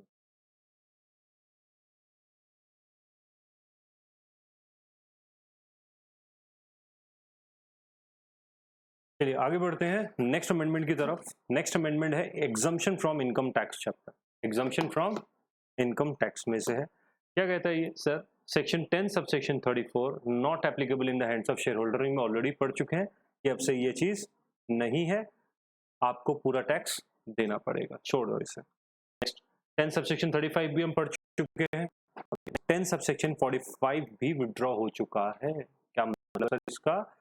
withdrawal of exemption on certain perquisites or allowances provided to Union Public Service Commission chairman, जो यूपीएससी के चेयरमैन थे और चीफ इलेक्शन कमिश्नर के जो चेयरमैन थे, चीफ जो इलेक्शन ऑफिसर्स है यूपीएससी के chairman and member of chief election commission and election commission, इनके जो हेड हैं, इनको कुछ इनकम्स के ऊपर टैक्स नहीं देना पड़ता था, इनको कुछ इनकम्स पे टैक्स नहीं देना पड़ता था। सर वो आपका एग्जम्पशन विड्रॉ हो गया और अब से उनको टैक्स देना पड़ेगा। Exemption under section 10 subsection 48C provided to SPRL. Sir SPRL कोई बहुत नया कॉन्सेप्ट नहीं और ना ही कोई एग्जाम के लिए बहुत ज्यादा इंपॉर्टेंट है एसपीआरएल वाला कॉन्सेप्ट आपका। इसमें क्या है वो सुनो जल्दी से, देखिए, any income accrue arising to Indian strategic petroleum receiver, Indian strategic petroleum Reserves Limited, being the wholly owned subsidiary of Government of India, Government of India की wholly owned subsidiary है ये, of all oil industry development board under the Ministry of Petroleum and Natural Gases as a result of the arrangement for replenishment of crude oil, मतलब filling of crude oil, storage in the storage facility pursuant to the director of the central government. In this way it is not applicable. Simple सी बात है, क्या बोला? Any income arising from the storage of crude oil, India में crude oil को store करने से जो भी इनकम आ रही है वो सारी की सारी आपकी क्या है? एग्जम्प्टेड इनकम मानी जाएगी। सिंपल ये बात बोली गई है, ठीक है। Income from replenishment of crude oil is exempt from income tax provided It is not applicable to arrangement if the crude oil is not replenished in the storage facility within 3 years. Within 3 years from the end of the financial year in which the crude oil was removed. And next, exemption of section 10 subsection 50, that is on which equalization levy is attracted. देखो जो equalization levy वाला जो concept था, ये 2016 में आया था concept आपका, ऑनलाइन एडवर्टीजमेंट्स को कैटर करने के लिए आया था, ऑनलाइन एडवर्टीजमेंट्स को कैटर करने के लिए 2016 के अंदर आया था। क्या बोला? Income arising from specified services provided on or after provisions of chapter 8 of finance act 2016 आया था। ये कम्स इनटू फोर्स और arising from any e-commerce supply or services made or provided or facilitated on or after the 1st April 2021 are chargeable to equalization levy under that chapter. बहुत ज्यादा important, बहुत ज्यादा छोड़ो, कुछ भी इंपॉर्टेंट नहीं है बिल्कुल भी, ठीक है। नेक्स्ट, फाइनेंस, ये आज भी इनकम टैक्स में नहीं है ये सेक्शन, ये फाइनेंस एक्ट 2016 में सेक्शन 163 है, लिखना चाहो तो फाइनेंस एक्ट 2016 का सेक्शन 163। जस्ट लाइक टीडीएस कुछ पैसा कटता है, ठीक है, 6% के रेट पे होता है ये, 6% के हिसाब से टीडीएस के हिसाब, जस्ट लाइक टीडीएस कटता है। सवाल आता है कि अगर आपने ये डिडक्ट नहीं किया और आपने इंडिया के बाहर ये पैसा भेज दिया, आपने किसी के लिए ये किया और 6% का टैक्स डिडक्ट नहीं किया और इंडिया के बाहर आपने पैसा भेज दिया, तो सिंपल वही टीडीएस वाला कॉन्सेप्ट, आपको वो एक्सपेंडिचर डेबिट करना अलाउड नहीं। नेक्स्ट, ये चैप्टर सर्विस पे आ जाते हैं। सैलरी का एक महीने बताया 50,000 जो पहले ही आ चुका है, 40,000 वाला स्टैंडर्ड डिडक्शन 50,000। देन एक नया सेक्शन इंट्रोड्यूस, सेक्शन क्या है, बेसिकली एक ग्रिप लगाई आप पे, combined upper limit on employer contribution to. होता क्या था, जब हम प्रोविडेंट फंड वाला कॉन्सेप्ट करते थे तो 12.5% अगर आपको याद हो कुछ के ऊपर का कंप्लीटली टैक्स लगता था और 12.5 तक आप बचा लेते थे provident fund. But provident fund भी तो कई तरीकों से आ रहा है, काफी सारे वेज से आ रहा है। कैसे sir?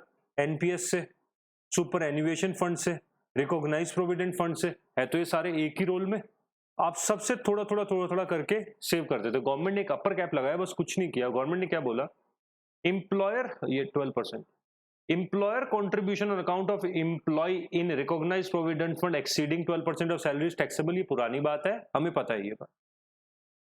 Employer contribution to approve superannuation fund exceeding 1.5 lakh, याद है ना, deduction is treated as a perquisite in the hand of employer। पता है हमें ये बात। तो कुछ आपने यहां बचा लिया, कुछ आपने यहां बचा लिया, सेव कर लिया। Employer contribution to national pension scheme under section 80 CCD subsection 2, 80 CCD में था 14 exceeding 14% of salary contributed by central government and 10% of salary contributed by the employee is taxable। तो सर काफी सारी जगह आप एक ही टाइप की चीज को सेव कर रहे हो, तो गवर्नमेंट ने ये बोल दिया बस यहाँ पर कंबाइंड लिमिट इंट्रोड्यूस हो गया। ये तो पुरानी थी बात है, combined limit of employer contribution. Employer कुछ एनपीएस में दे देता है, कुछ पीपीएफ में दे देता है, कुछ सीसीडी में दे रहा है, कुछ भी कर, तो नहीं, combined limit the amount of aggregate of amount of contribution made to the extent of assessee by the employer. कितना? In recognise provident fund 80 CCD या फिर सुपर एन्युएशन फंड में, to the extent it exceed 7.5 lakh in previous year. कितना sir? 7.5 lakh से ऊपर जो भी गया वो टैक्सेबल है। तो सर अगर आपने 13% दिया और आपने 1.5 लाख से ऊपर दिया और आपने सुपर एन्युएशन में कुछ डाल दिया, तो आप क्या करते थे, यहां पर 12 कर देते थे, यहां पर 1.5 और यहां पर कुछ बचा लेते थे और एक आदमी को आप करीब 10 से 15 लाख रुपया पहुंचा देते थे इजीली। गवर्नमेंट ने क्या बोला, सर ये 12% वाली बात आपको माननी है, इससे तो क्रॉस होते ही टैक्स है, साथ ही साथ 1.5 लाख से ऊपर होते ही तो है। बट साथ ही साथ पूरे साल में आप एक एम्प्लॉय को कितना बेनिफिट दे सकते हो इन 3 नाम से? कौन से नाम दे सकते हो? RPF, GCD superannuation to the extent 7.5 lakh in the previous year will be taxable. ठीक है, आगे annual application of employer contribution also fully taxable. ये कुछ नहीं, खाली read only theory. Any annual application by way of interest, dividend or any other amount of the similar nature during the previous year to the balance of the credit of the fund of the scheme shall be treated as a perquisite to the extent employer contribution. अब employer किसी भी नाम से अगर कुछ भी देता है तो वो perquisite मान लिया जाएगा. नेक्स्ट सेक्शन हमें रिटर्न ऑफ इनकम थोड़ा सा देख.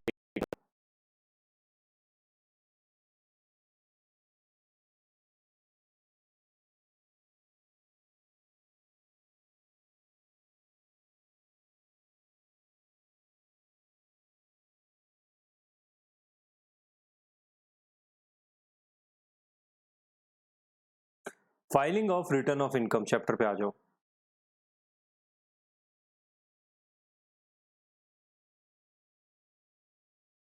सर क्या चेंजेस आए इसमें? इतने अच्छे अच्छे चेंजेस आ गए कि आपका पूरा का पूरा टैक्सेशन हिला देगा. ये देखो, आप सभी को पता है रिटर्न फाइलिंग की डेट 139 सबसेक्शन 1 में क्या होती थी. 139 सबसेक्शन 1 में क्या होती थी? ओल्ड मैं बताता हूं पहले आपको. 31 जुलाई होती थी अदर देन ऑडिट वालों की.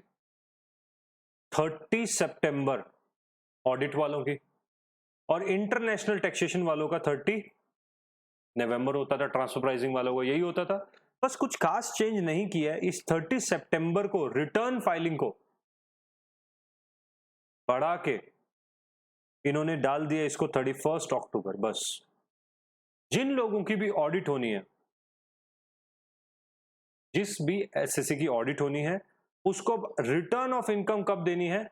31 अक्टूबर को. बस और कुछ नहीं किया. और also any partner who is working in a partnership firm, जिस फर्म की रिटर्न ऑडिट होनी है, उन पार्टनर्स की चाहे पर्सनली नहीं होनी है तब भी उनको कौन सी मिल जाती थी? ऑडिट वाली मिलती थी. याद है क्लास? ठीक. So partner of a firm who are required to get the audit under this act or any other act required to file return on or before 31st October of the assessment year. The requirement of working partner is removed with effect from Finance Act 2020. अब आपका एक और बदल गया. क्या? वहां पर working partner लिखा था, उसको हटा दिया गया. कोई भी पार्टनर हो तो रिटर्न ऑडिट की कब डलेगी? 31st October. The due date of filing of return of income for specified assessee is 30 September of assessment year. This has been changed to 30 October of assessment. पता है ये बात? Signing off return of income कुछ खास important नहीं. उसी बात है, कौन साइन करता है? Company where managing director sign और where there is no managing director, any director thereof or any other prescribe for this purpose, any other person. LLP where the designated partner cannot sign or where there is no designated partner, तो उस case में कौन sign कर देगा? Any other person as may be. ठीक है. अब समझो, जब भी एक आदमी ऑडिट रिपोर्ट देता था, जब भी एक आदमी जिसकी ऑडिट होती थी, उसको रिपोर्ट कब देनी होती थी? 30 सितंबर को. उस ऑडिट रिपोर्ट रिटर्न देता था वो, अपनी ऑडिटेड रिटर्न. उसके साथ साथ उसको टैक्स ऑडिट रिपोर्ट भी देनी पड़ती थी. ऑडिट हुई है, उस रिटर्न के साथ टैक्स ऑडिट रिपोर्ट देनी पड़ती थी. हर साल, कितने सालों से मैं देख रहा हूं, हमेशा ये होता है कि सर नहीं हो पा रहा है, डेट बढ़ाओ, और गवर्नमेंट हर साल बढ़ा देती है. इस बार गवर्नमेंट ने क्या किया? गवर्नमेंट ने आपकी रिटर्न की तो डेट बढ़ा दी, और ऑडिट की डेट अभी भी डेट 30 सितंबर ही रखी है. Return of income of audit. क्यों? क्या कहते थे एक्सक्यूज कि सर ऑडिट का भी टाइम आ गया है, रिटर्न का भी टाइम आ गया है, दोनों कैसे करें? तो गवर्नमेंट ने कहा वेट, हर साल बढ़ानी पड़ती है डेट, तुम रिटर्न चाहे 30 अक्टूबर को डाल दो, ऑडिट 30 सितंबर को ही है आज भी. ठीक है, चलिए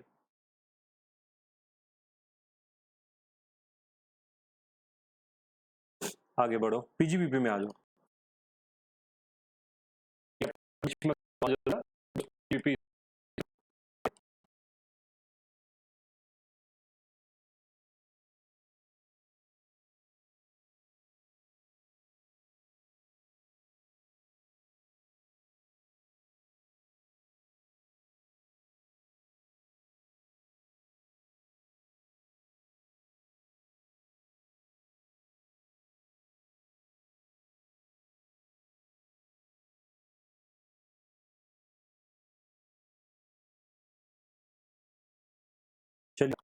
withdrawal of notification under section 35. Simple.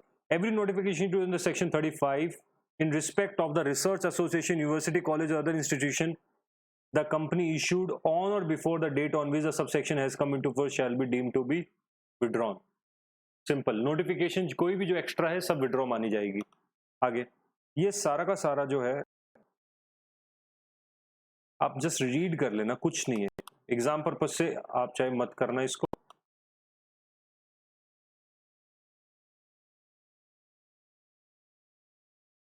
Up to this not relevant for exam. आगे सेक्शन 35 AD याद है किसी को? सेक्शन 35 AD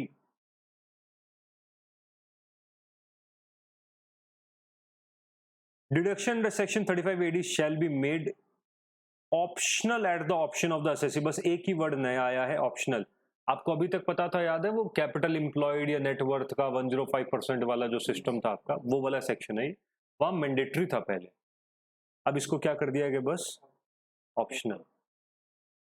35 AD के जो थे ना एक्सपेंडिचर रिलेटेड टू योर जो भी आप रिसर्च करते थे या 2-3 फंड्स गिवन थे, पॉवर्टी रेडिकेशन एक्सेट्रा, जो भी आपके जितने भी फंड्स थे सारे के सारे क्या कर दिए गए हैं, ऑप्शनल कर दिए गए. आप लेना चाहो तो लीजिए, अगर आप उनके डिडक्शंस नहीं लेना चाहते हो कोई जरूरत नहीं है, आप अपने अमेंडमेंट कर सकते हो, नोट्स के अंदर ऑप्शनल वर्ड ऐड कर लेना बस.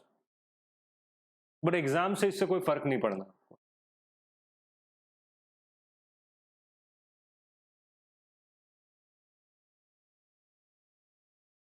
Next, amortisation of certain preliminary expenses 35D याद है आपको 105% वाला, ये भी.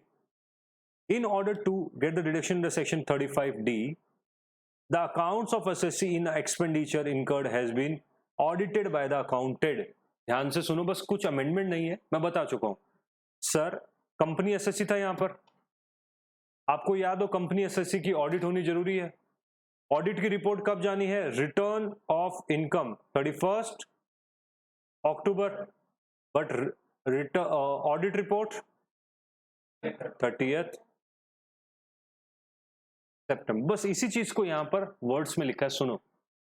बिफोर 35 AD, अगर आपको 35D का डिडक्शन लेना है, in order to claim deduction under section 35D, the accounts of assessee in which expenditure is incurred have been audited by the chartered accountant. जिस कंपनी की आपको डिडक्शन लेनी है उसके अकाउंट्स को ऑडिट हो जाने चाहिए before the specified date referred to section 44 AB. Turnover वाला याद है किसी को, कितना था, 1 करोड़ वाली लिमिट थी, 1 करोड़ था ना आपका, और प्रोफेशन के लिए 50 लाख रुपीस था. सर उसको बस थोड़ा सा उसमें भी चेंज आया है, आते हैं उस पे. Assessee furnished for the first year in which the deduction under section is claimed the report of such audit by the date in prescribed form. Simple क्या बोला कि सर अगर आपको 35D के अंदर एक्सपेंडिचर क्लेम करना है तो आपको ऑडिट रिपोर्ट फाइल करनी पड़ेगी, बस इतनी सी बात. तो एग्जाम के क्वेश्चन में कोई डिफरेंस नहीं आएगा. 35E deduction for expenditure on the prospecting etceteras for the certain minerals, live it. Next 43 subsection 5 speculative transaction.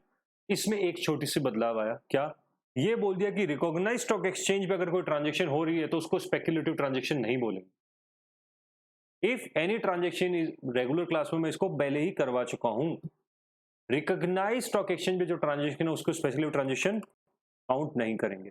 फिर आपको याद हो अगर एक सेक्शन 43C 43CA 50C सबसे मुश्किल सेक्शन सही है आपके.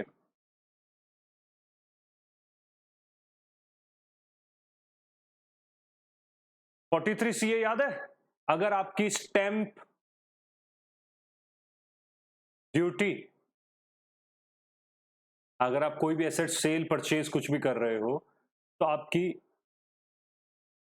जो एक्चुअल सेल प्राइस कितना आपका 100 और स्टैंप ड्यूटी 105%, अगर आप याद कर पाओ अप टू 105%, मतलब 5% का डिफरेंस अलाउड था। याद है वो class?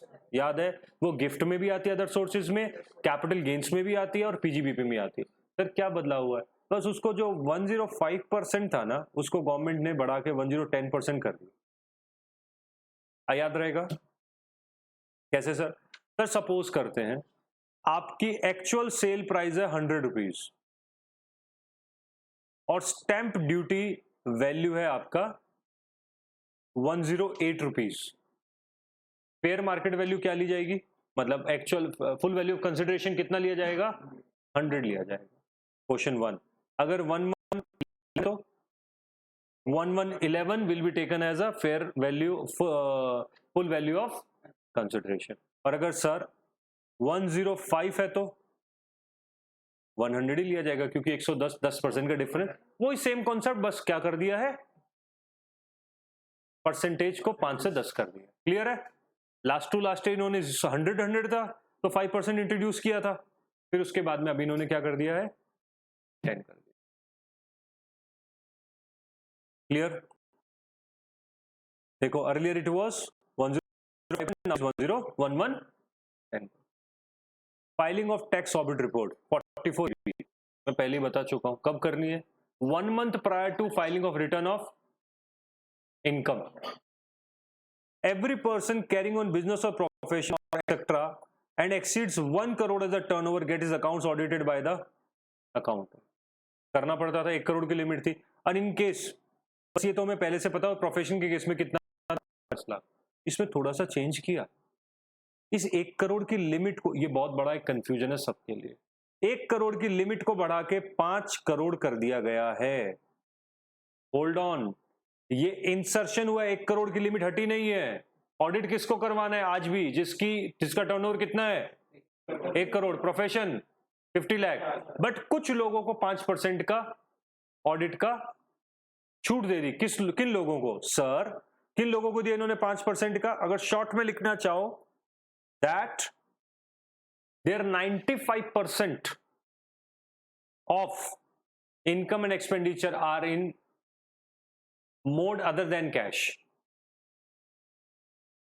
of income and expenditure, income or expenditure are in a mode other than cash, that is up to 5% in cash allowed है। जो लोग भी ट्रांजेक्शन 95% तक डिजिटल करते हैं, अदर देन कैश में करते हैं, उनकी ऑडिट की रिटर्न, उनकी ऑडिट कितने तक लिमिट बढ़ा दी इन्होंने?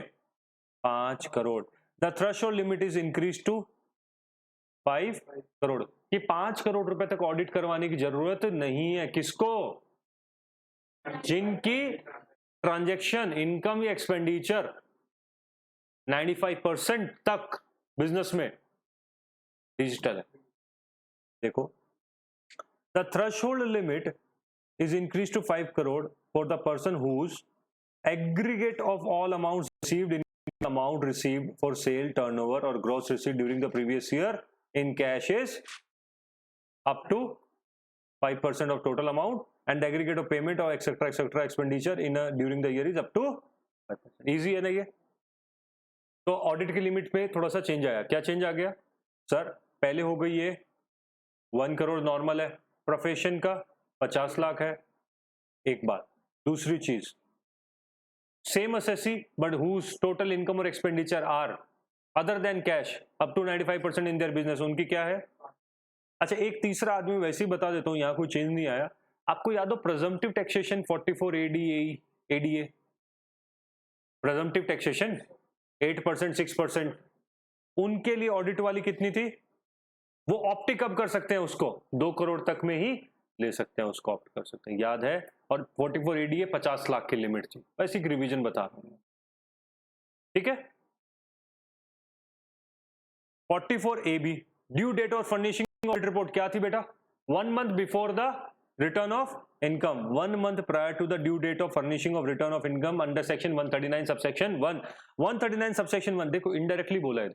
139 सबसेक्शन 1 में डेट क्या डाल दी है? 31 अक्टूबर 2000 जो भी आया आपका, Whereas 1 month before this क्या हो जाएगा, वही सेम रख दी, 31st September what ever is the year, वही आ गया। Next 44 D. यहां तक कोई सवाल है तो आप एक बार मुझसे पूछ लीजिए, यहां तक कोई सवाल है तो एक बार मुझे पूछ लीजिए।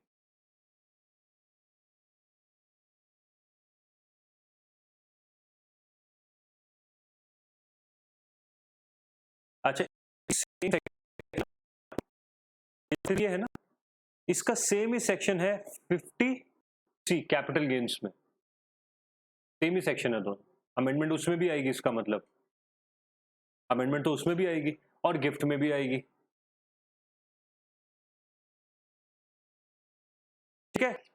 Next 44, in order to be eligible to opt for computation of income for royalty under section 44 DA, every non-resident shall maintain books of accounts and get the accounts audited before the specified date referred under section 44 AB। बस वही बात है, बार बार क्या आ रही है, 44 AB की जो date है वो कौन सी है, 30 सितंबर से पहले पहले आपको ऑडिट करवानी है, बस ये बात बार बार आ रही है और कुछ भी चेंजेस नहीं आए हैं। आगे बढ़ते हैं, हम आते हैं आपके कैपिटल गेन्स की तरफ। कैपिटल गेन्स में क्या, पीजीबीपी यही चेंजेस है और कोई चेंजेस नहीं है। कैपिटल गेन्स में क्या चेंज आ गया sir, slump sale of undertaking, पता होगा स्लम सेल क्या होते हैं, सब एक साथ सारी की सारी सेल कर दो। स्लम सेल मतलब एक तो होता है एक एक इंडिविजुअल की रेट लगाओ, स्लम सेल मतलब सर इस पूरे कमरे की रेट, जो जो एसेट्स है सारी की सारी आप 15 लाख में ले लो, ये क्या है, स्लम सेल है ये सारी की सारी। स्लम सेल में क्या चेंज आया सर, स्लम सेल का सेक्शन है 50B। स्लम सेल के केस में भी क्या आया, सीए से आपको सर्टिफाई करवाना पड़ेगा and submit at the time of tax audit, बस इतना सा। वही 44AB काफी सारे चेंजेस ले आया, आपको बार बार हर जगह लगेगा वो। So every assessee in case of slump sale shell furnish the prescribe form a report an account on account of defined in the explanation below under section 288 subsection 2 before the specified date referred under section 44 AB। कोई simple है, slump sale के case में अगर हुआ transaction तो एक CA से, chartered accountant से सर्टिफाई करवा लीजिए और उसको ऑडिट रिपोर्ट के साथ लगा दीजिए, और वो कब, 30 सितंबर। 50C हो चुका है बच्चों, 1110 11105 बस ये हो चुका है, ये सब तो पुरानी चीजें हैं। अच्छा, एक चीज नई चेंज आई 55 सबसेक्शन 2 में, छोटा सा चेंज, बहुत छोटा सा माइन्यूट सा चेंज आया। क्या आया, कॉस्ट ऑफ एक्विजिशन। आप क्या लेते थे, याद हो आपको, अगर रेगुलर क्लासेस में हम किसी भी एसेट्स जो कि फर्स्ट फॉर 2001 से पहले बनी अगर, तो हमारे पास एक चॉइस होती थी, fair market value of first for 2001 और actual rate whichever is higher, ये लेते थे हम कॉस्ट ऑफ एक्विजिशन की जगह, यही लेते थे। अब क्या बोल दिया, एक चीज साथ में डाल दी कि सर आप इस दिन की फेयर मार्केट वैल्यू लेते हो, बहुत अच्छी बात है, but please must take into consideration, ये आपके फेवर की चीज है, stamp duty also. Fair market value stamp duty से कम ज्यादा ऐसा कुछ भी ये चीजें ना हो। एक एग्जांपल कर लेते हैं, लिख लो चाहे छोटा सा, fair market value on first for 2001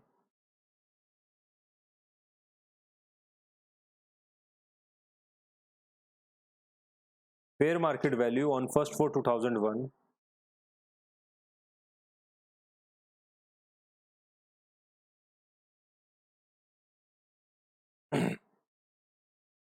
should not exceed stamp duty value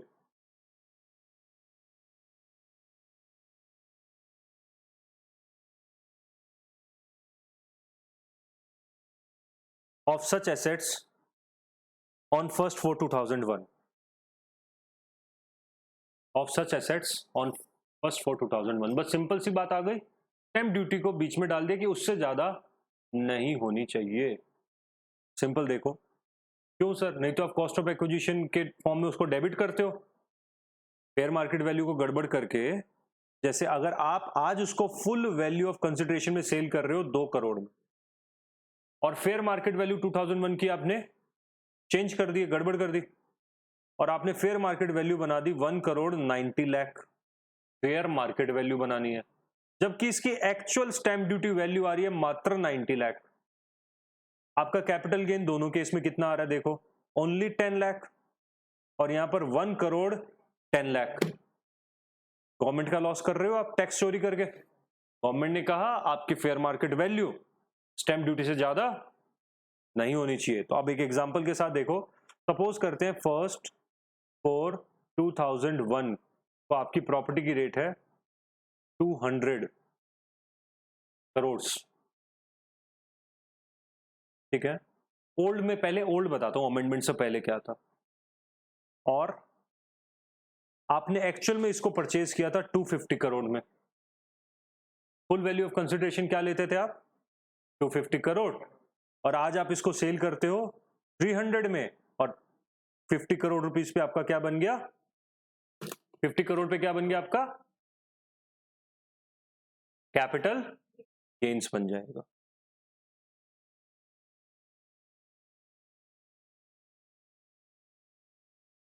ठीक है, अगर हम पुराने रिज्म के हिसाब से चलते हैं, समझ आ गया? फर्स्ट फॉर 2001 को 200 था एंड देन 250, तो हम कौन सा लेते थे? Whichever is higher. और आज हम उसको सेल कर रहे हैं 300 में, फुल वैल्यू ऑफ कंसिडरेशन 300 रुपए।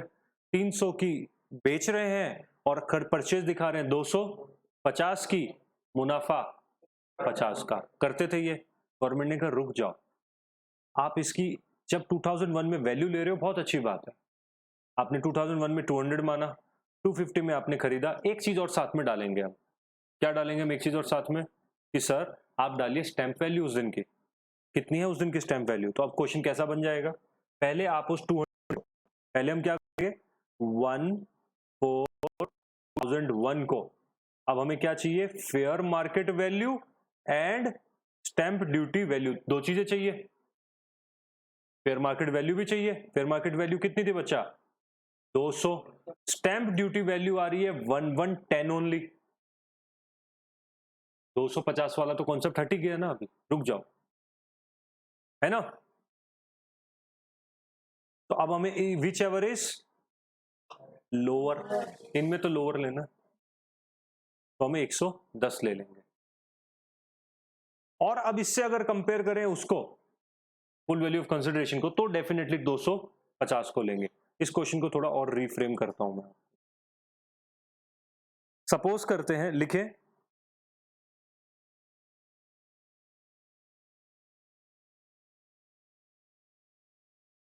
Fair market value on first for 2001, first for 2001 is 250. Stamp duty value same day 160. कौन सी ली जाएगी बेटा? 160 will be your rate considered and actual purchase price was 150. Obviously 160 आपकी कॉस्ट प्राइस ले लेंगे। You are selling it at 300, minus कितना करूं? 160, 140 is your capital gains. आ गया ना समझ? अब थ्योरी पढ़ लेते हैं थोड़ी सी। क्या बोलता है 52? In order to compute the capital gain in respect of the assets acquired on before 1st April 2001, the assessee has been allowed an option to either take fair market value of this and the cost of acquisition, दोनों में से जो भी है वो ले लेंगे हम। ये हमने रेगुलर क्लास में पढ़ा था। But only in case of land and building, छोटी मोटी एसेट्स को नहीं। ये जो फॉर्मूला है किसके लिए अमेंडमेंट? खाली लैंड और बिल्डिंग के लिए। और both which becomes a property of the assessee before 1st for 2001 or acquired from the previous owner, the fair market value of such assets on 1/4/2001 shall not exceed the stamp duty of such assets on 1st for 2001 where such stamp duty is available। अगर available है तो exceed ना करे, हमें stamp duty value को ही FMV मान लेना है। अगर ज्यादा है तो स्टैम्प ड्यूटी वैल्यू मतलब क्या होता है? By of the central government, जैसे एमसीडी जो देती है उसको बोलते हैं। क्लियर बच्चों? इजी? अमेंडमेंट्स पूरी हो गई।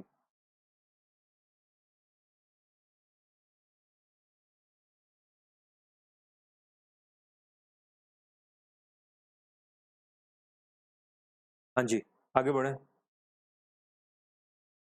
नेक्स्ट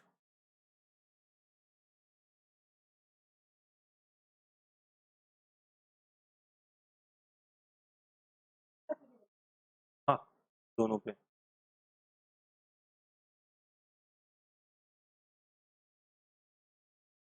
एक छोटी सी चीज ऐड हुई है इसमें जो पहले से बेसिक कॉमन सेंस।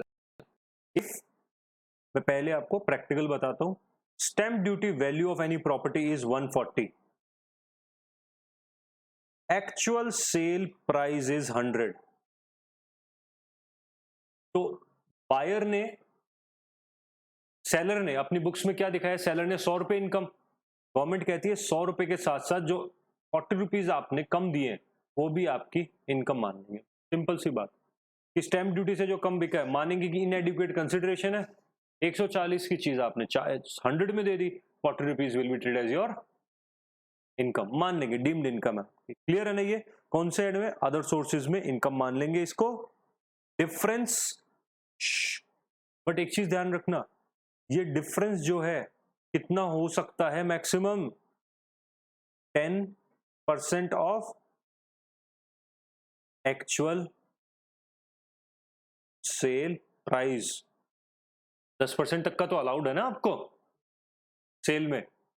और वैसे भी आपका अदर सोर्सेज चैप्टर गिफ्ट कहता है एंड ₹50,000, 50,000 रुपए तक आपका टैक्स गिफ्ट में माफ होता है, किसी से भी ले सकते हैं हम।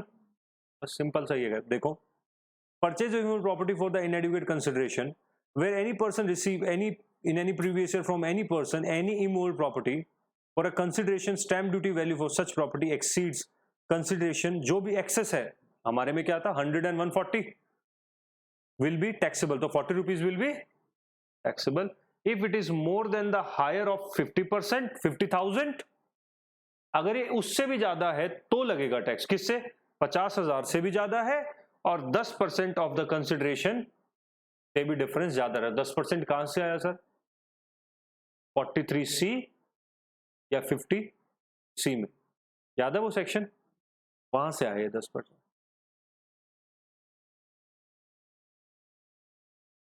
ठीक है, तो इसको मैं 1 करोड़ 40 लाख ले लेता हूं, इसको 1 करोड़ ले लेता हूं, इसको 40 लाख आएगा ये मेरा।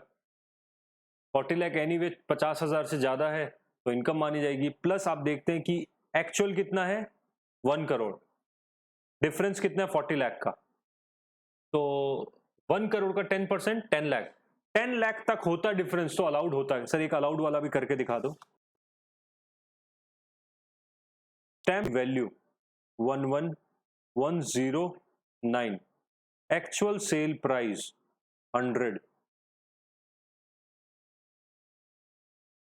डिफरेंस, तो मैं खुद कह रहा हूं कि 100 रुपए तो मेरी इनकम है ही है, 1 crore is my income. Government कहती है sir 9 lakh is also your income, 9 lakh भी आप ही की इनकम है। मैंने कहा रुको, मुझे 10% तक का डिफरेंस अलाउ किया गवर्नमेंट ने, 10% का डिफरेंस आ रहा है, एक्चुअल सेल प्राइस का 10% 10 लाख, मैं 9 लाख के डिफरेंस पे हूं, मुझे आपको अलाउ करना पड़ेगा। ये आपकी स्टैंप ड्यूटी और मेरी प्राइस में 10% का डिफरेंस अलाउड है। क्लियर है? और क्योंकि मैं 50,000 से ऊपर चला गया हूं, बट ये तो खैर एनीवे कंसिडर ही नहीं करना क्योंकि 10% तक का तो डिफरेंस अलाउड है। समझ आ गया? और सर अगर ये स्टैंप ड्यूटी की वैल्यू 112 होता, डिफरेंस 10% से ज्यादा जा रहा है, तो आपकी इनकम कितनी मानी जाती? 12 लाख रुपीस। क्या ये 12 लाख रुपए 50,000 से ज्यादा है? तो आपकी इनकम 50,000 से ऊपर जो भी मिला entire income will be taxable. एक 50,000 से नीचे वाला भी कर दो सर, इंपॉर्टेंट है ये। देखो stamp duty value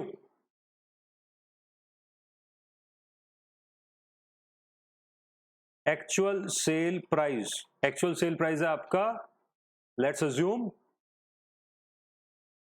100 rupees only, only rupees 100, और स्टैंप ड्यूटी वैल्यू है ओनली रुपीज 140।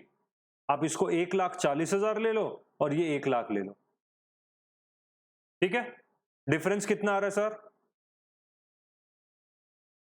गवर्नमेंट कहती है आपकी इनकम है, मैंने कहा 10% तक अलाउड है। गवर्नमेंट ने कहा बेटा 10% 10,000 होता है, 10% कितना होता है एक्चुअल का? 10,000, 10,000 आपकी इनकम है। मैंने कहा चलो ठीक है मेरी इनकम है, 40,000 मुझे इस आदमी ने इस साल में दिया, मानता हूं मैं, गिफ्ट दिया, अब ये 40,000 50 से तो कम है, तो अंडर गिफ्ट चैप्टर जाके मैं इसको थोड़ा सा है ट्विस्ट, समझो ध्यान से। अगर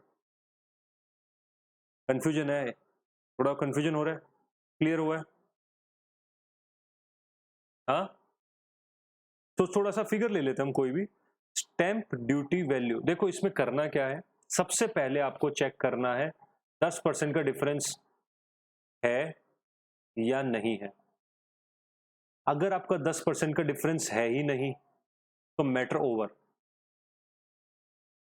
50% वाले पे जाना ही नहीं है। अगर आपका 10% का डिफरेंस आता है तो अब आपको देखना है कि वो डिफरेंस की वजह से आपकी इनकम 50,000 प्लस है या अप टू 50,000 है। अगर अप टू 50,000 है तो फिर से मैटर ओवर, 50,000 से ऊपर है आपका टैक्सेबल। इजी कर सकते हो, जैसे stamp duty value 1,60,000, actual sale price 1 lakh, difference कितना आ रहा है 60। तो पहले देखो डिफरेंस तो है, 10% से ज्यादा है तो आप इस कैटेगरी में आ जाते हो यस में।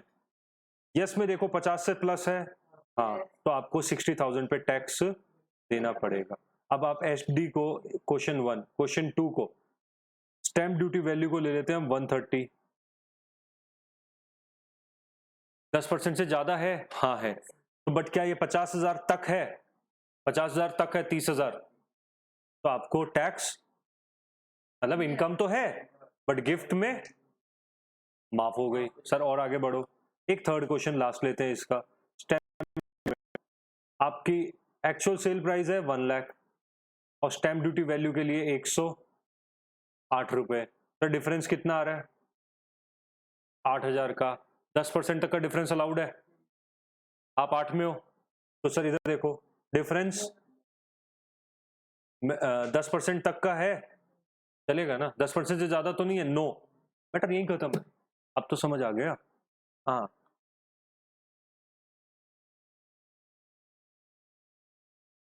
ये तो सर कुछ खास अमेंडमेंट नहीं है अभी। आजकल आप देख रहे हो ना, पब्लिक सेक्टर बैंक्स मर्ज हो रहे हैं बार बार, बस उसी के लिए मैडम ने, निर्मला सीतारमन जी ने बस वर्ड डाला है। वो होता नहीं था 72 है कि अगर कोई भी एक दो कंपनीज आपस में मर्ज होती है तो जो मर्जिंग कंपनी है, जो अमेलगमेटिंग कंपनी है, उसके जो लॉसेज हैं वो नई एंटिटी, अमेलगमेटेड एंटिटी, वो लॉसेज उसके ले लेती है। और सेम वे से याद है amalgamation setup and carry forward के लास्ट हाफ एन आवर में किया हमने, सेम तरीके से एज इफ उस साल में हुए कैरी फॉरवर्ड कर सकते हो, याद है ना? बस उसकी जगह बस नाम डाला है उसमें कि भाई कहीं कंफ्यूजन ना रहे, पब्लिक सेक्टर बैंक लिख दिया और कुछ नहीं है। देखो, provide carry forward of the accumulated losses and unobserved depreciation allowance in case of amalgamation of banking company with any other banking institution of government scheme। बस ये बोला है, in order to address the issue faced by the amalgamating of public sector bank। किया क्यों, उन्होंने clear भी कर दिया, पब्लिक सेक्टर बैंक के अमेलगमेशन हो रहे and public sector general insurance companies, it is proposed to extend the benefits of the 72AA to them, hence provision of section 72AA is provides as below। बस वो same चीज बोल दी है सारी की सारी। इस आप जो बैंक्स के लॉसेज हैं अमेलगमेटिंग के, वो अमेलगमेटेड बैंक ले सकता है।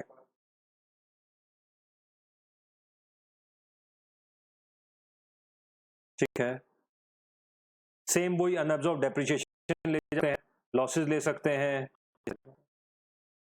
ठीक है सर, थोड़ा खत्म करने का मन कर रहा है ना आपका? नहीं करेंगे?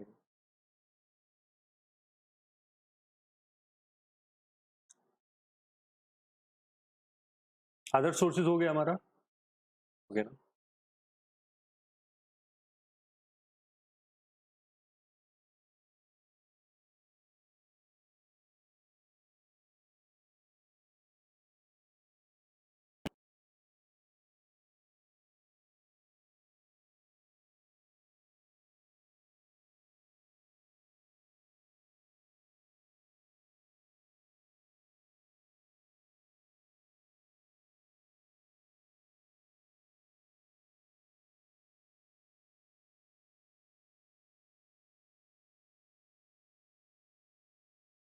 अभी कहाँ चलिए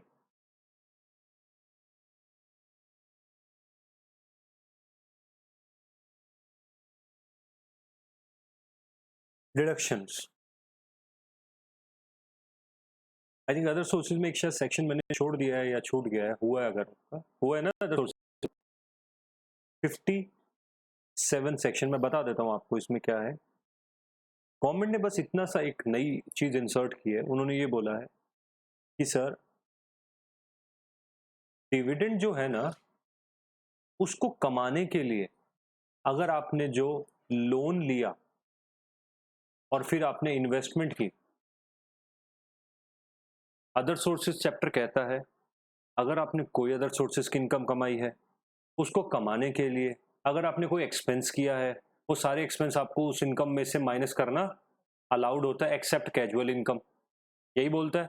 ये भी यहाँ बोला डिविडेंड को कमाने, क्योंकि अब तो डिविडेंड में टैक्स मैं दे रहा हूँ ना, तो डिविडेंड को कमाने के लिए आपने हो सकता है आपने इन्वेस्टमेंट जो है लोन लेके की हो और आप इस इन्वेस्टमेंट लोन के ऊपर इंटरेस्ट पे कर रहे हो ना, तो आप क्या करोगे उस डिविडेंड में से उस इंटरेस्ट को माइनस कर दोगे। अब तो नया प्रोविजन आ चुका है, आपको टैक्स देना तो आप माइनस करोगे। बस गवर्नमेंट ने इतना बोला सर इंटरेस्ट कितना भी आप डेबिट कर सकते हो, मैक्सिमम जो आपकी डिविडेंड की इनकम है उसका 20% से ज्यादा नहीं होना चाहिए debit, maximum 20% of actual dividend received से ज्यादा आप डिविडेंड की इनकम में से माइनस नहीं कर सकते। आप लिख सकते हो maximum deduction of expenditures from dividend income is allowed up to 20%।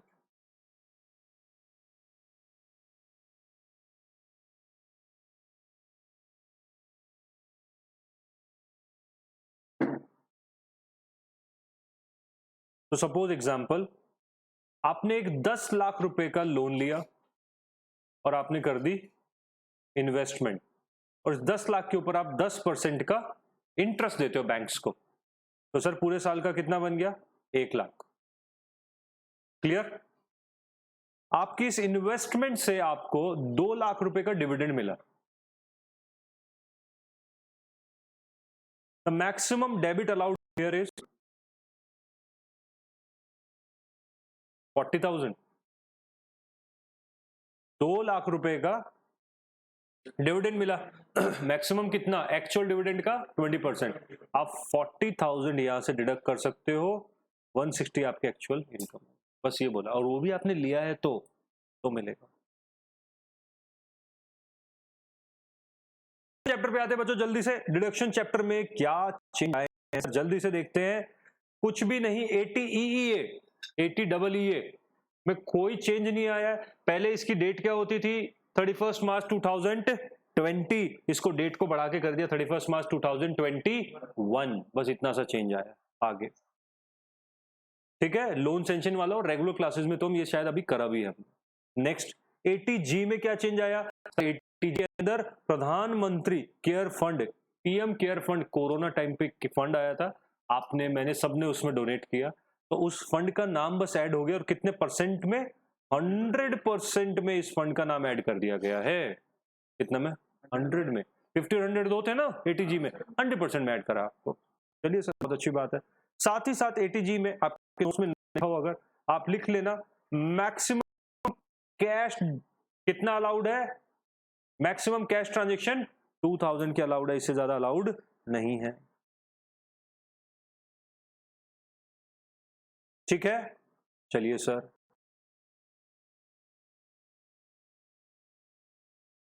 ये सब वंस रीड कर लेना, मैं बता चुका हूं क्रक्स आपको।